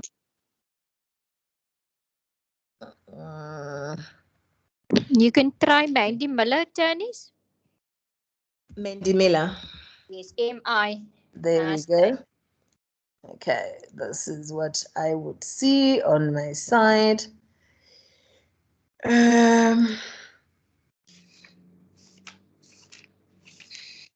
If you go on to, okay, see, this one is a good example. It says it is on query status. All right. Now you see there, you would see, for example, it would say non-compliant, blah, blah, blah, blah. But can you see now, okay, this comment, I know you're no longer going to see them. So if it says query, you're welcome to drop us an email.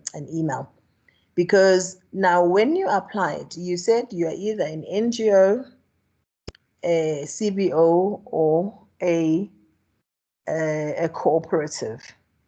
Therefore, the system did not ask you for all the documents for a law firm. For example, it did not ask you for Fidelity Fund, etc., etc. So when the ones that are saying query, those ones I'm happy to have a discussion with you.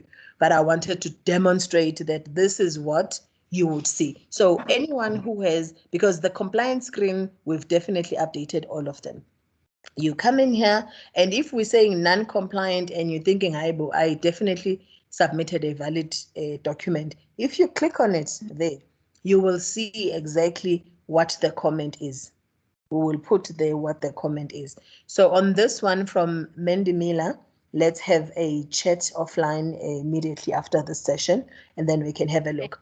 But this is a classic example of This is what we mean that when you are registering, select the correct formation of your business. If you're a law firm, say I'm a law firm, because then it's going to ask you all the documents. Now, Mandy Miller, we've been dealing with you at least since I've been here. I definitely know of your law firm.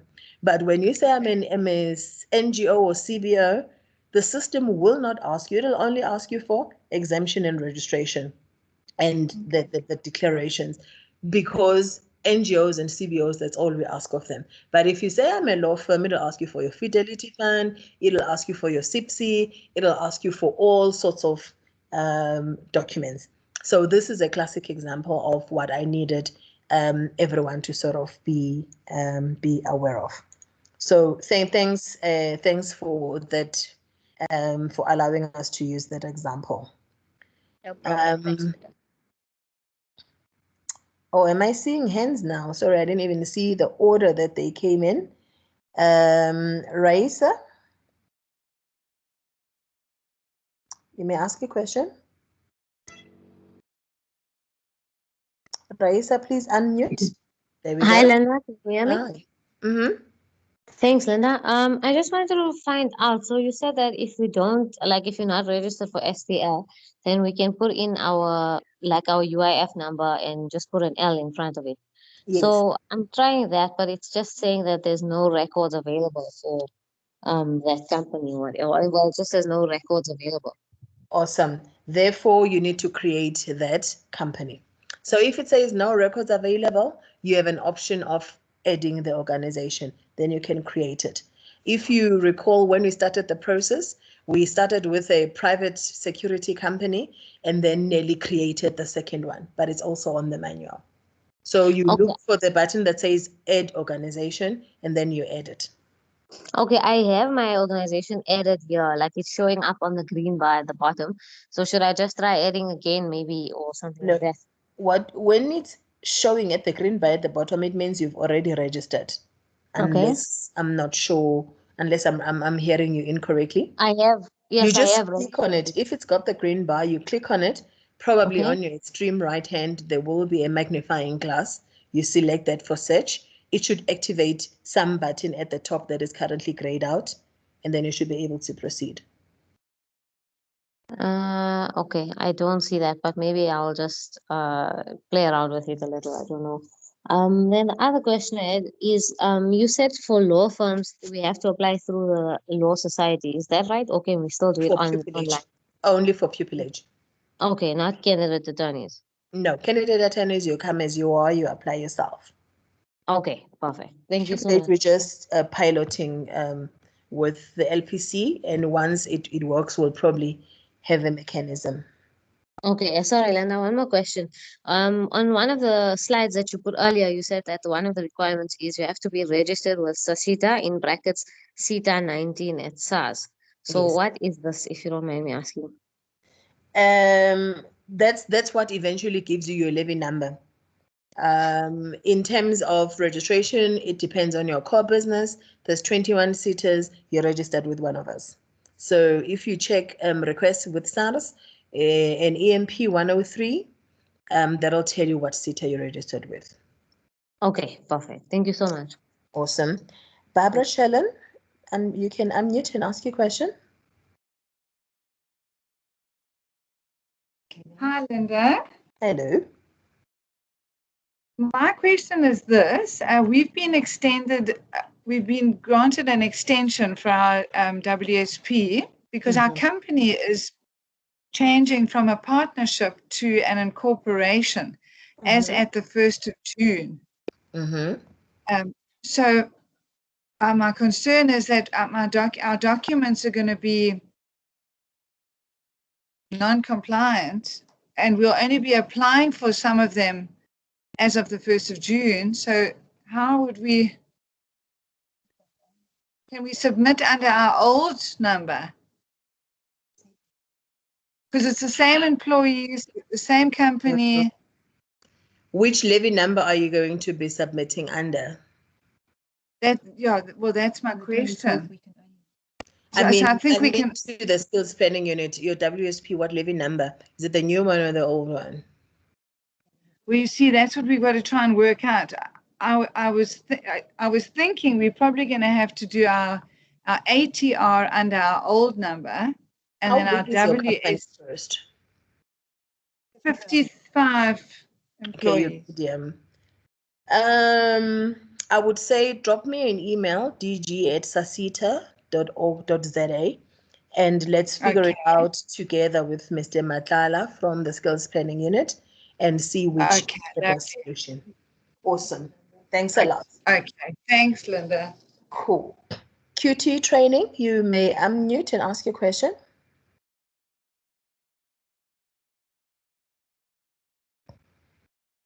QT training, is your hand up? There we go. Please ask your question. Are we there? I can see you have unmuted.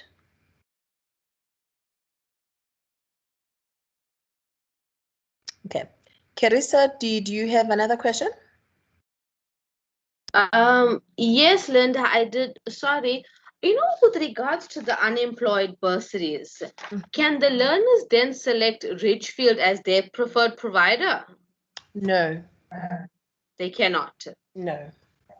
Okay, no, that's fine then. Thank you so much once again. Thank you. From Mendemila, is that an old hand or do we have a new question? Mandy, Raisa, and Barbara? It's sorry, Linda. It's going to be my first question. Okay, that's so fine. I just needed to find out. We received an extension on our initial application, DG application. DG. Does that? Yes. Does that No, usually? no. I think maybe you mean the MG, the mandatory grant. Yes. Sorry. Yes, the MG. Because we do not give extensions for the DG. Okay. So sorry, Linda, man. Sure. Does it automatically? Do you guys automatically gives extension, or should I apply again? For the discretionary grant? Yes. Discretionary grant, one, we do not grant extensions under any circumstances. Any extension you may be looking at would be from the Skills Planning Unit for the submission of your WSP, and that is not automatic. You must apply, it must be expressly approved, and once done, then they will open the system for you, and then proceed. Yeah, because I received an addendum. So I'm not sure whether it was automatically or was it in compliance with my submission WSP. I would request that we direct that question to the Skills Planning Unit. Okay. It's a totally different department from ours. Okay. But your submission there impacts whether or not you can access the DG. But once we have resolved with Mr. Matlala and company, please do drop us an email, dg@sasita.org.za. Okay, so I also can apply now for the DJ application, eh? You can, but obviously at the point of evaluation, if your status doesn't say WSP submitted, there will be an issue. So let us have an engagement plan. Okay, thank you so much, Linda. Awesome. Maputi, I see you, and I don't know why you are here because you're one of our public entities, but I'll give you the forum. This is, none of this applies to you, but I will allow you to ask. Okay, good afternoon all, and I'm sorry I'm in a wrong meeting, but I've benefited Don't apologize. There's always something to learn. Yeah, because I was going to say when is the closing date for the DG application, but already I am not qualifying for that answer because I'm public entity. Exactly. But on your side, you submitted your expression of interest, ne? Yes, I did. So I think we've opened, we're still allowing some other government departments to submit theirs. Your advert will be going out in June. Okay, thank you. Yes. Bye-bye. Thanks, Sissy. Okay, colleagues, I'm not seeing any new hands. What I wanted to do is just take 5 more minutes of your time to take you through the COVID relief solution that we have for SMEs. Those who are interested, you can definitely come and apply.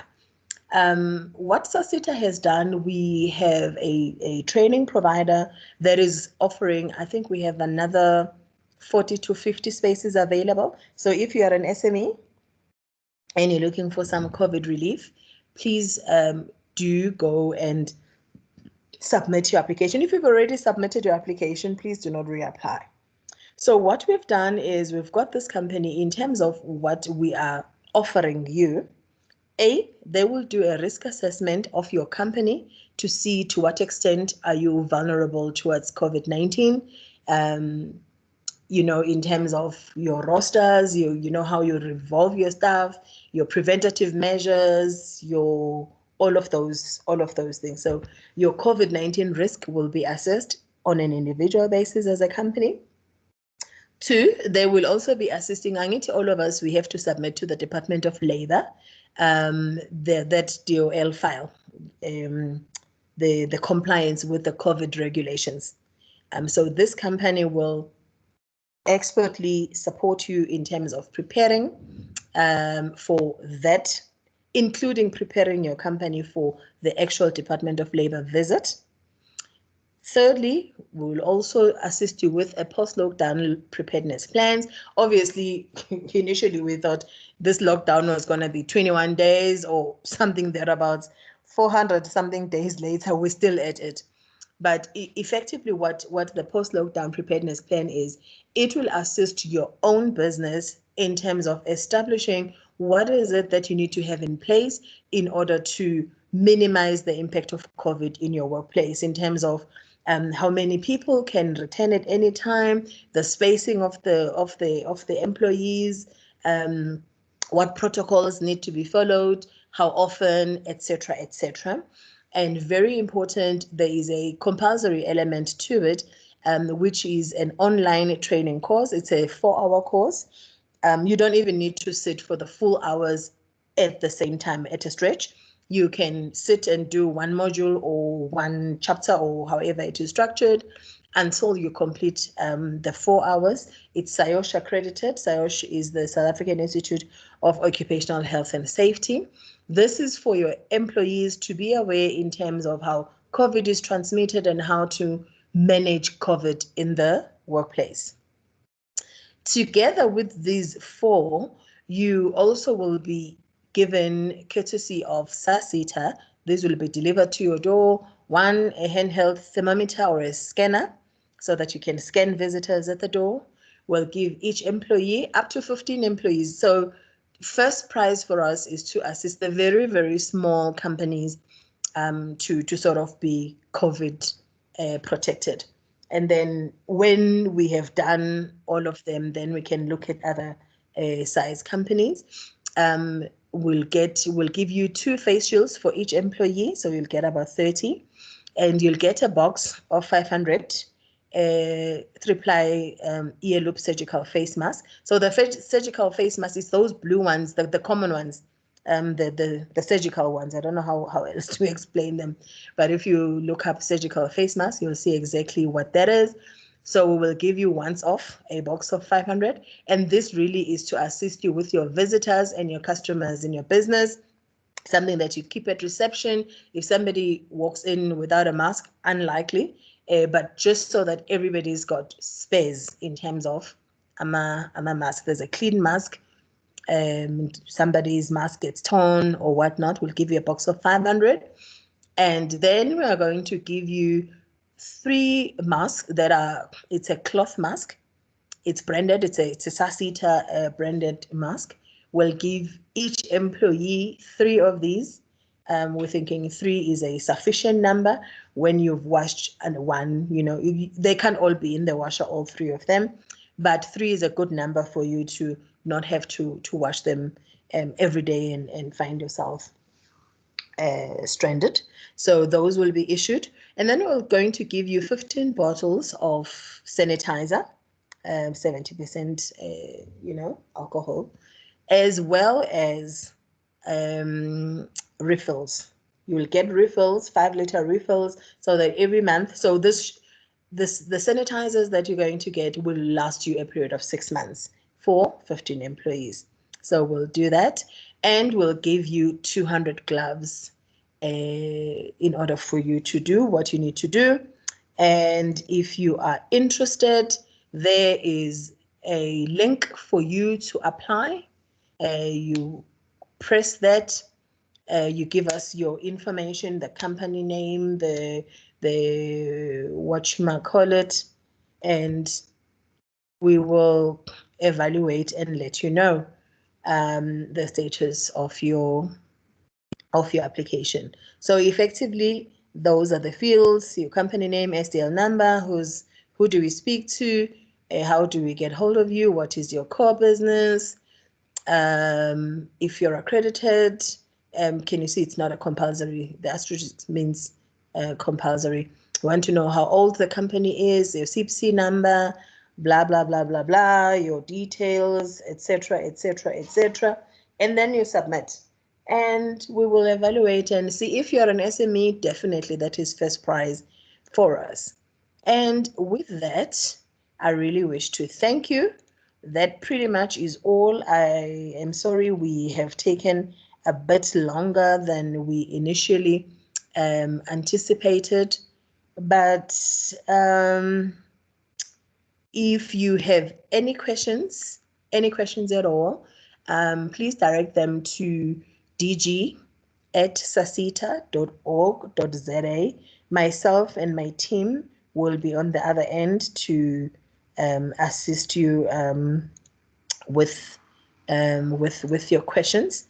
And for those who know unemployed learners who want to apply for the bursary, on here, same place where you download your advert, if you click there, there's an application form for unemployed learners.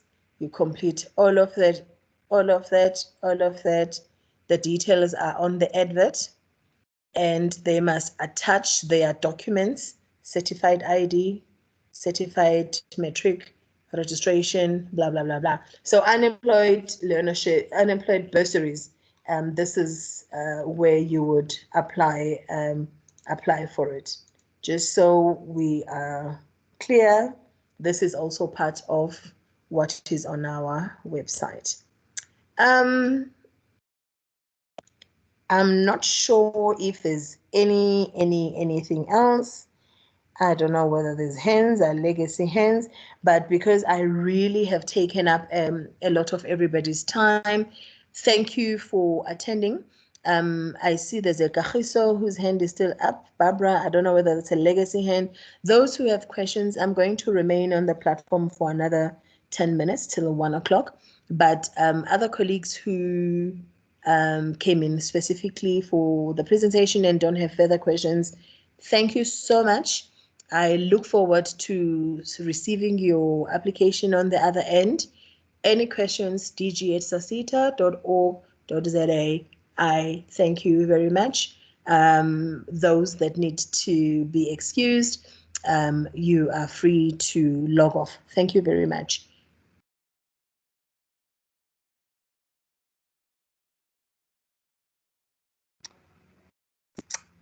Kagiso Moloko, I see your hand is up. Is there a question I can assist you with?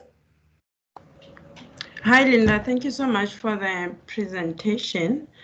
Just a quick question with regard to COVID-19 relief package. When is the online training commencing? Since we have submitted the application forms and the qualifications, but we have received already the PPE. You received the PPE? Yes, just that our training is still outstanding. So I just wanted to ask, when is it commencing, the online training? Okay, so once you have submitted the documents, the company will give you your login details. You can do the course literally at any time. There is no scheduled, it's not like a group session.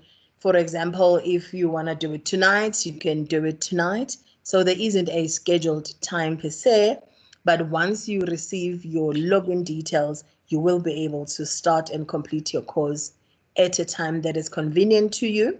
I am going to insist that these ones be done no later than, depending on when you were approved, but we don't want to go beyond the 31st of March. So if you haven't received your logins, you can email the provider copy Krinesha, and we'll assist you with the logins.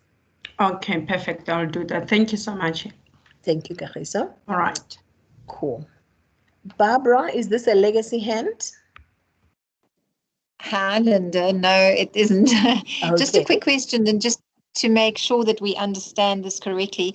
Once we've submitted, we don't have to do any hard copies to courier them to your offices. Oh, heavens, no, thank you. Okay. Yes. I am not Yes. going to miss those manual submissions and the drama they cause.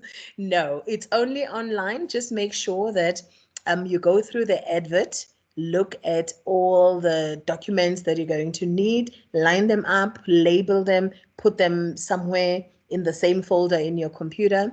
And when you're starting your application process, rather upload all of those, and then the rest should be easy.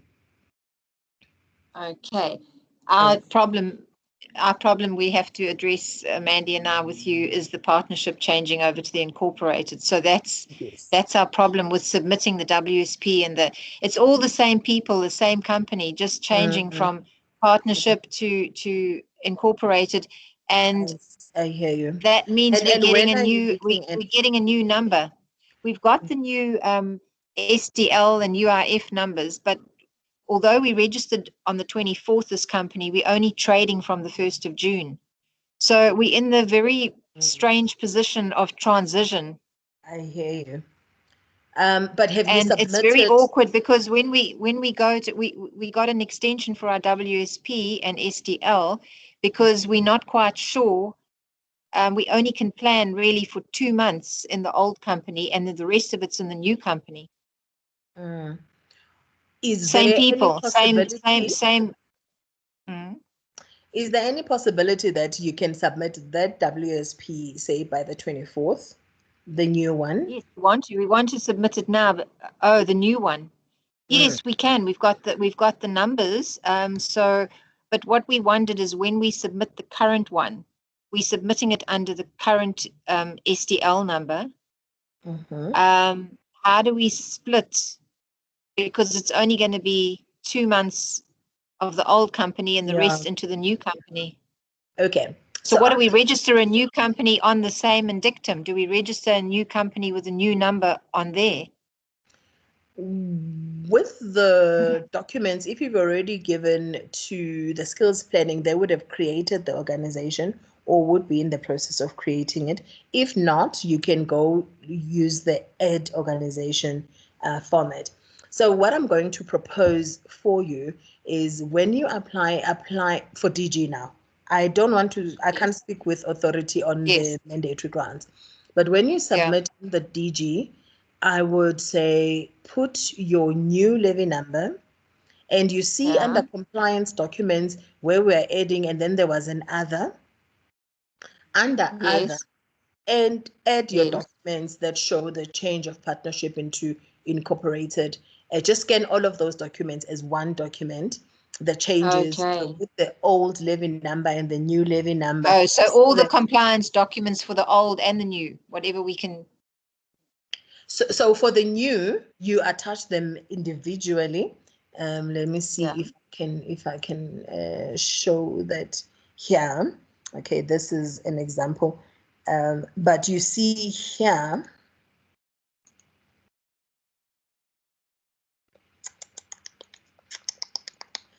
I'm trying to find a company that is not going to.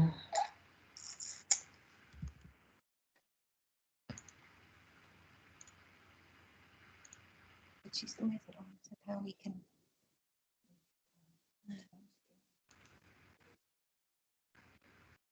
Okay. You see on these documents, when you are uploading, let's start here. So under here, under other, so make a biggish scan of all the documents on the old levy number. Okay. Scan them, and your proof of submission of that WSP for that 2 months. If that's what you agree with, Mr. Matlala, you add that document as well. And when you adding it, document relates to, you say old company details or something. Okay.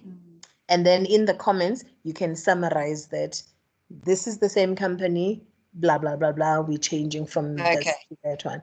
I think this will be your safest bet. Okay. All righty. Cool. Perfect. Thank you. I suppose step by step as we go. Thanks very much for the presentation. Thank you very much. It's a pleasure. Mandy Miller, still a question? Sorry, am I still online? Okay, I'm just waiting for you. I don't know, are we going to discuss offline or?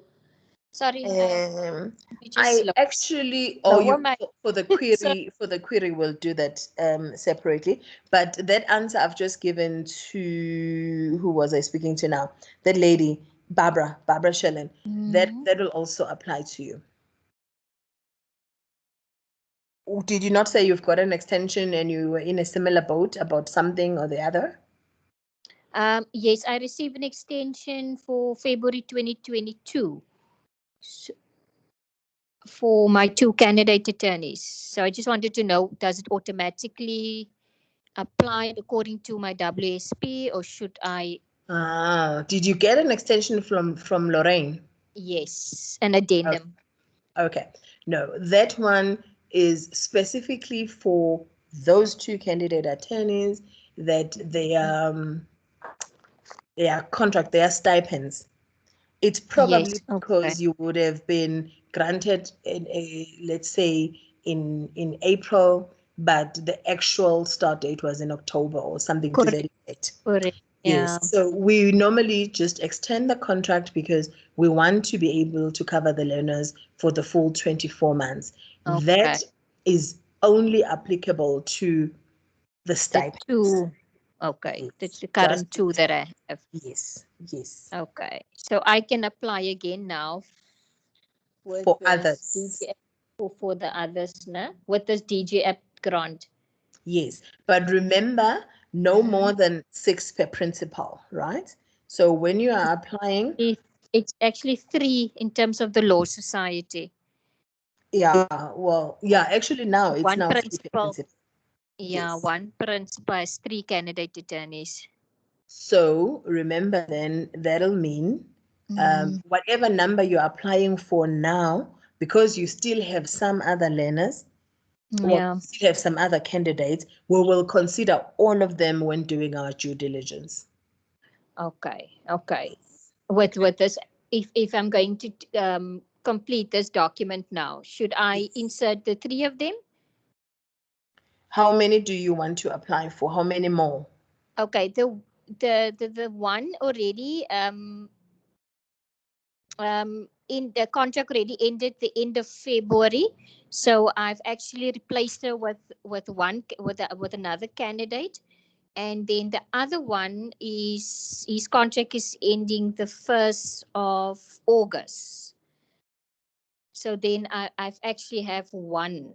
So I don't know whether I should apply for 2. You apply according to your capacity. So if you've got capacity to host another 2 or 3, apply so. And during due diligence, you can then explain to whoever's doing your due diligence that yes, it might look like I'm at capacity, but this one will only start in October when this one has completed. There is room. Yes, there is room for that. Okay, no problem. Thank you so much, Linda. Is there anything that you've noticed on my profile that needs attention?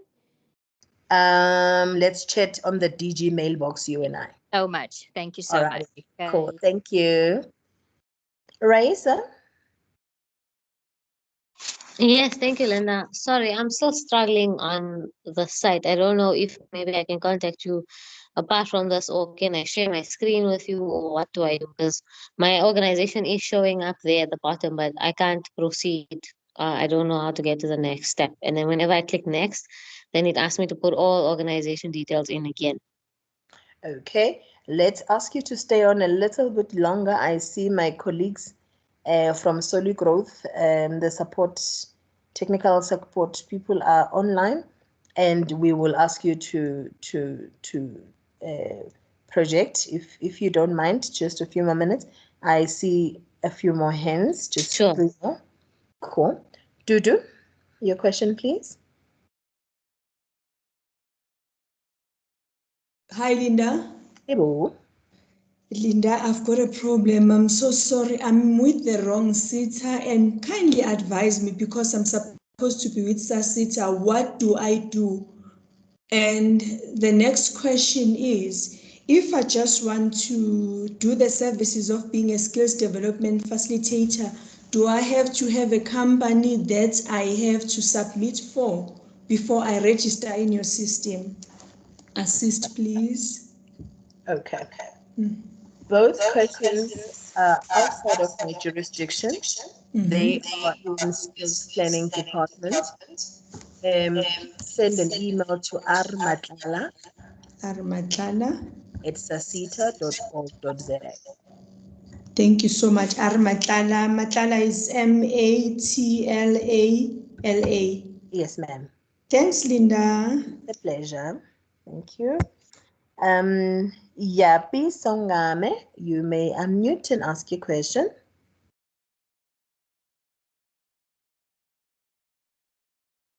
Hello? Yes. You can, yes. Okay, yes. I have two questions. Mm-hmm. And in terms of a new company that is recently registered, it wants to conduct either a learnership or internship. What is the procedure? How do you apply? Same as everyone, sir. The exact same thing that we've just gone through. Whether whether it's a 50-year-old company, it's a new company, the exact same process. So, but then tell me in terms of quota and everything, because now the company is in the process of applying all those things. Those are compulsory or what? Yes, they're compulsory. So if you not have your quota or maybe your insurance in plan, then if you don't have COIDA, I think the process takes 21 days.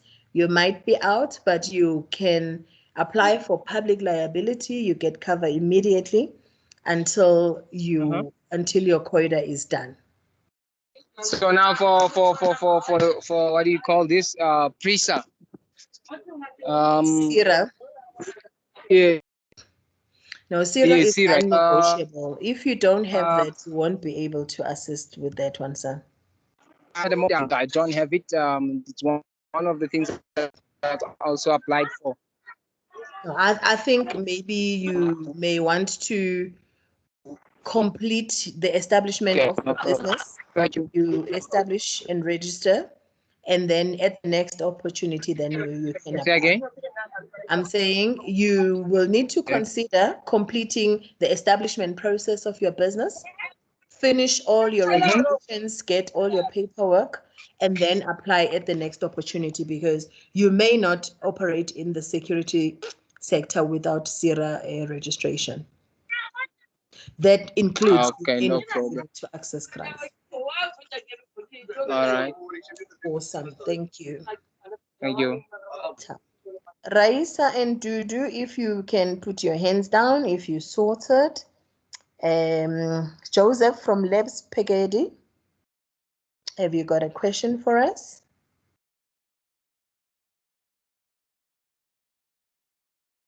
How are you? All right, and yourself? Yes, I'm good. I just have only two questions. My first question is when you apply for the last DG application, and from then you have been evaluated, everything was done online, and you sent all of the documents they need. And finally, they said the board will gonna come come to you, then we're gonna get feedback.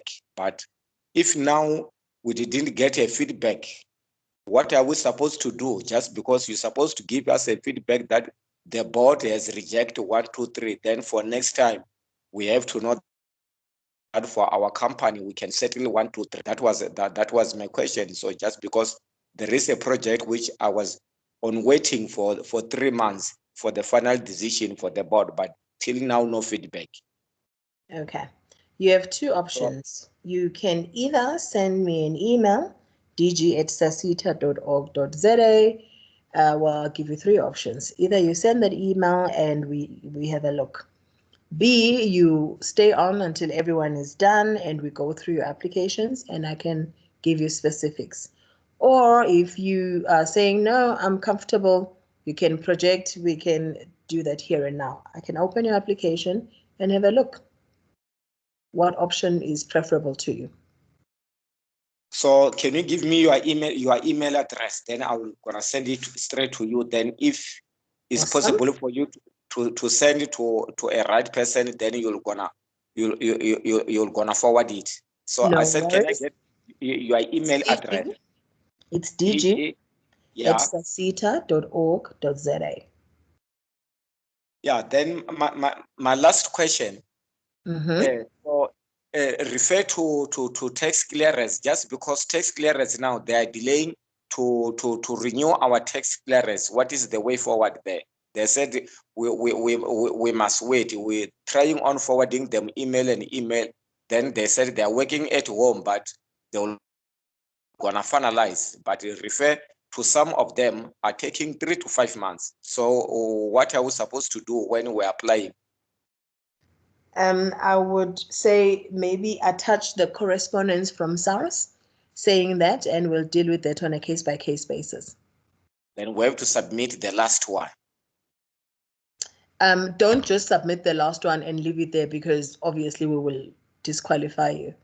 When you scan the last one that you have, maybe start with the correspondence with SARS, showing that you have applied and you've been following up, and this is what they say, and attach all of those documents.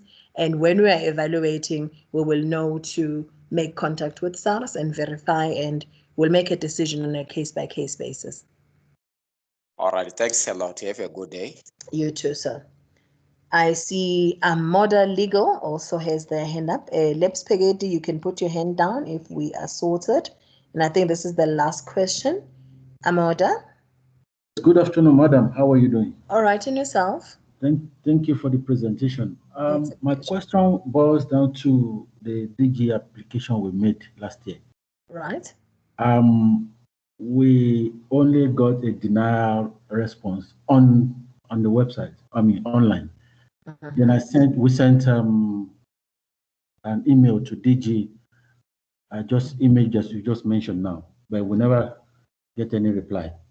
I just want to find out the purpose why, actually everything was denied. The purpose why it was all denied. Even the one we never applied for was also denied. Yeah, that's the question. I just want to find out what is the reason behind that. Same options I gave the gentleman before you.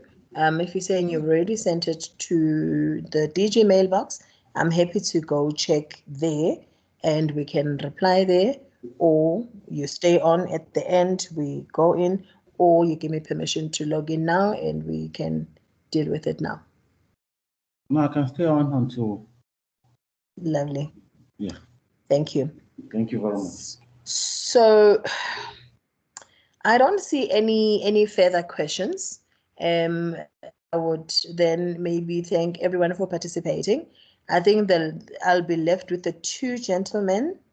No, in fact, Lep Spaghetti is sending us an email. The gentleman from Amoda Legal, there was a lady, I think it was Raisa, who also needed some assistance. And I think those are the only two people that were left. No? Yes, I think that's right. Sorry. I've just got a question. Sorry, can you hear me? Yes, Ethel? Yes. You spoke to Mandy Miller just now, and I'm her SDF. You said that you're going to have a conversation with her offline. I'd like to be part of that conversation, but I don't know how to get to that conversation. Does it mean we just have to sit back and wait on this Teams meeting? Or are we going to have a different forum?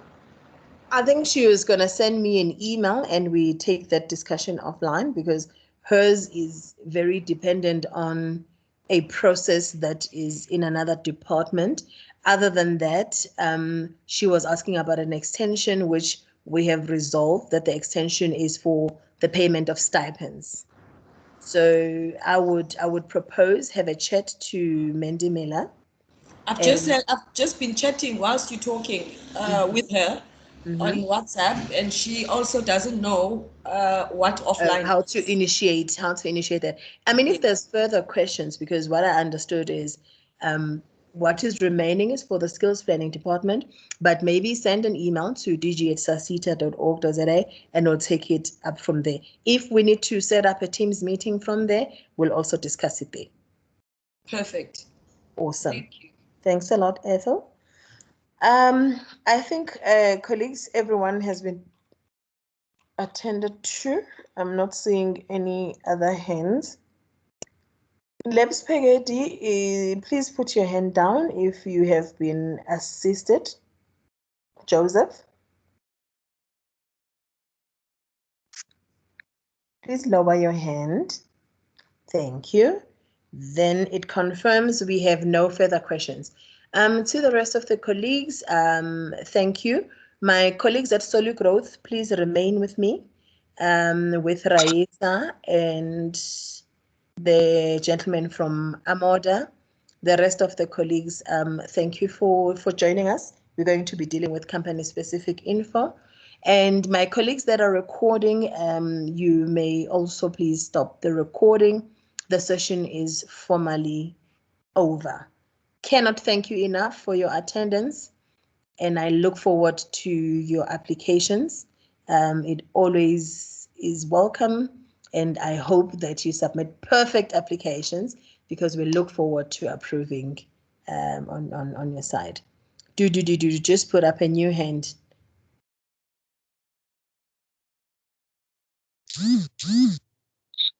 Do.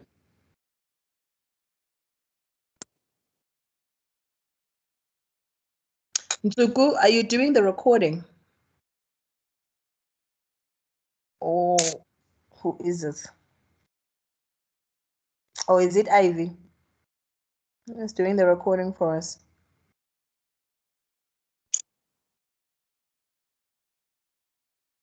Oh, Mr. Lola is here. Okay.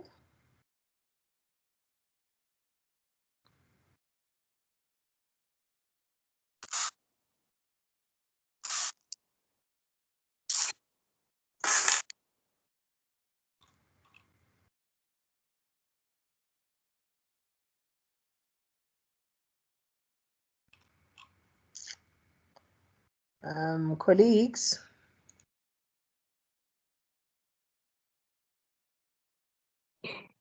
There's still a whole host of people. If you wouldn't mind logging off, just leaving the Solu Growth and the two companies where we've got questions.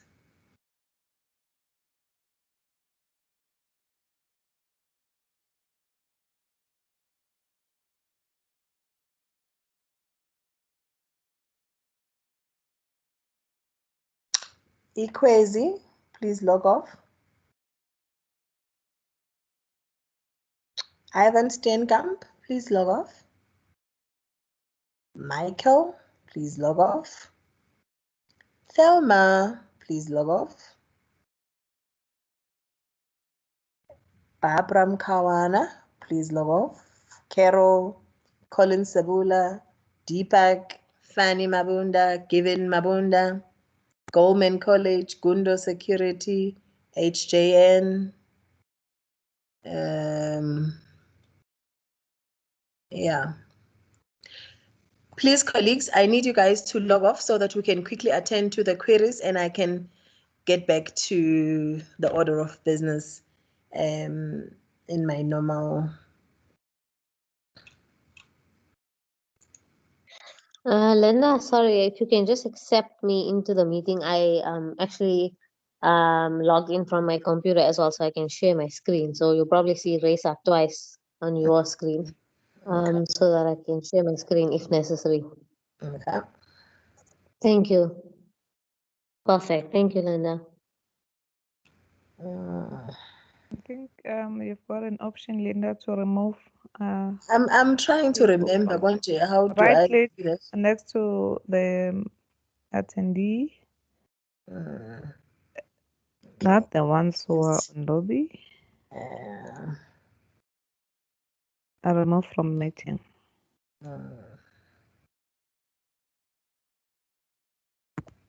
Always learning, eh?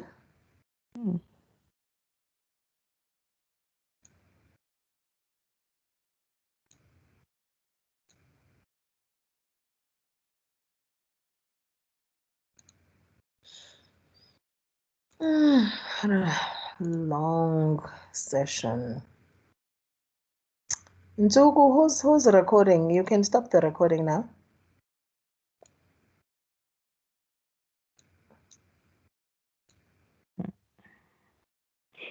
I'm sure some people are seeing how Ace felt over the weekend being removed from meeting.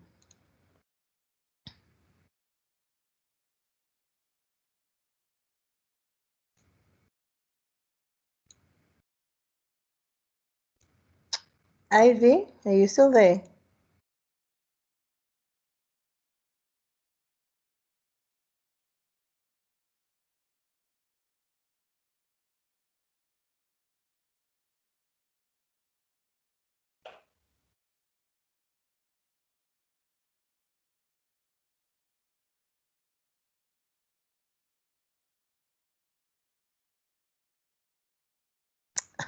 Lubabalo na ufuna uduxotha.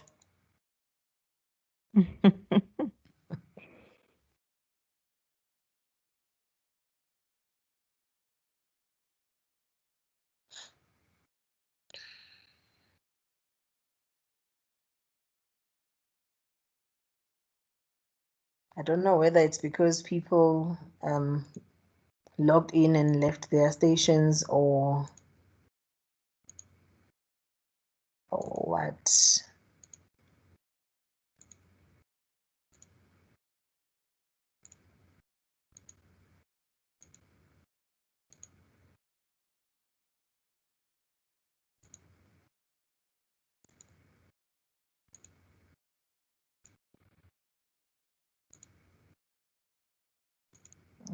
Like everyone is seriously making me go one by one.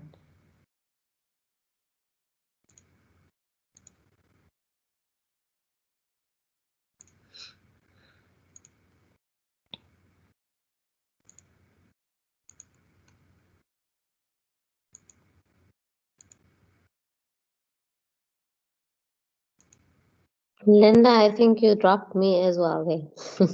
Sorry about that. Okay, I'll readmit you just now. Okay, thank you. Okay, at least now it is. There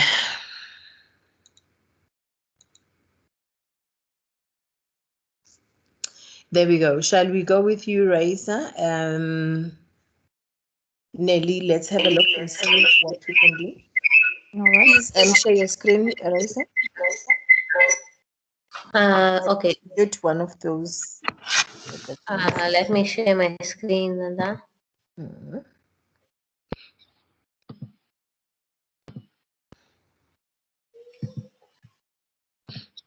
I've been to who is okay.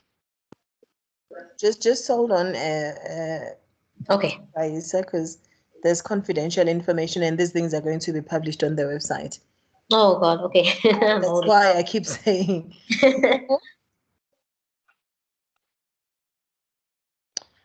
Do you mind if I just give them a call? Sure, no problem. Because then your personal details and email, everything's gonna be on the website. No problem. I'll avoid.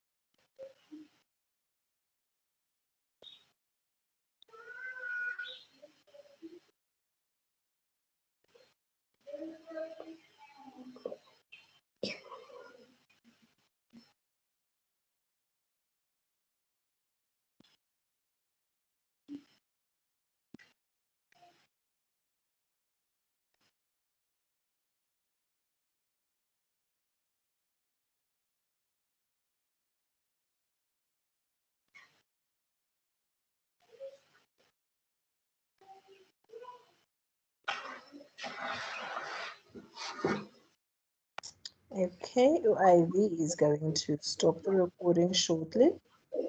Okay, thank you.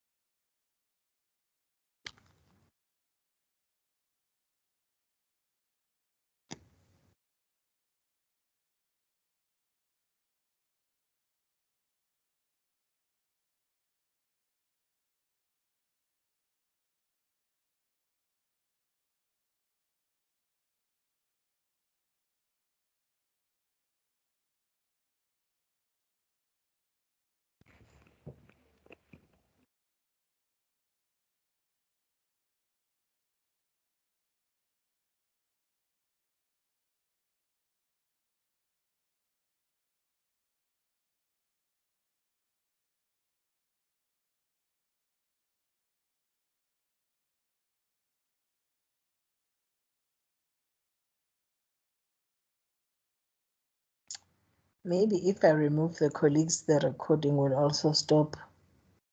Let's try that.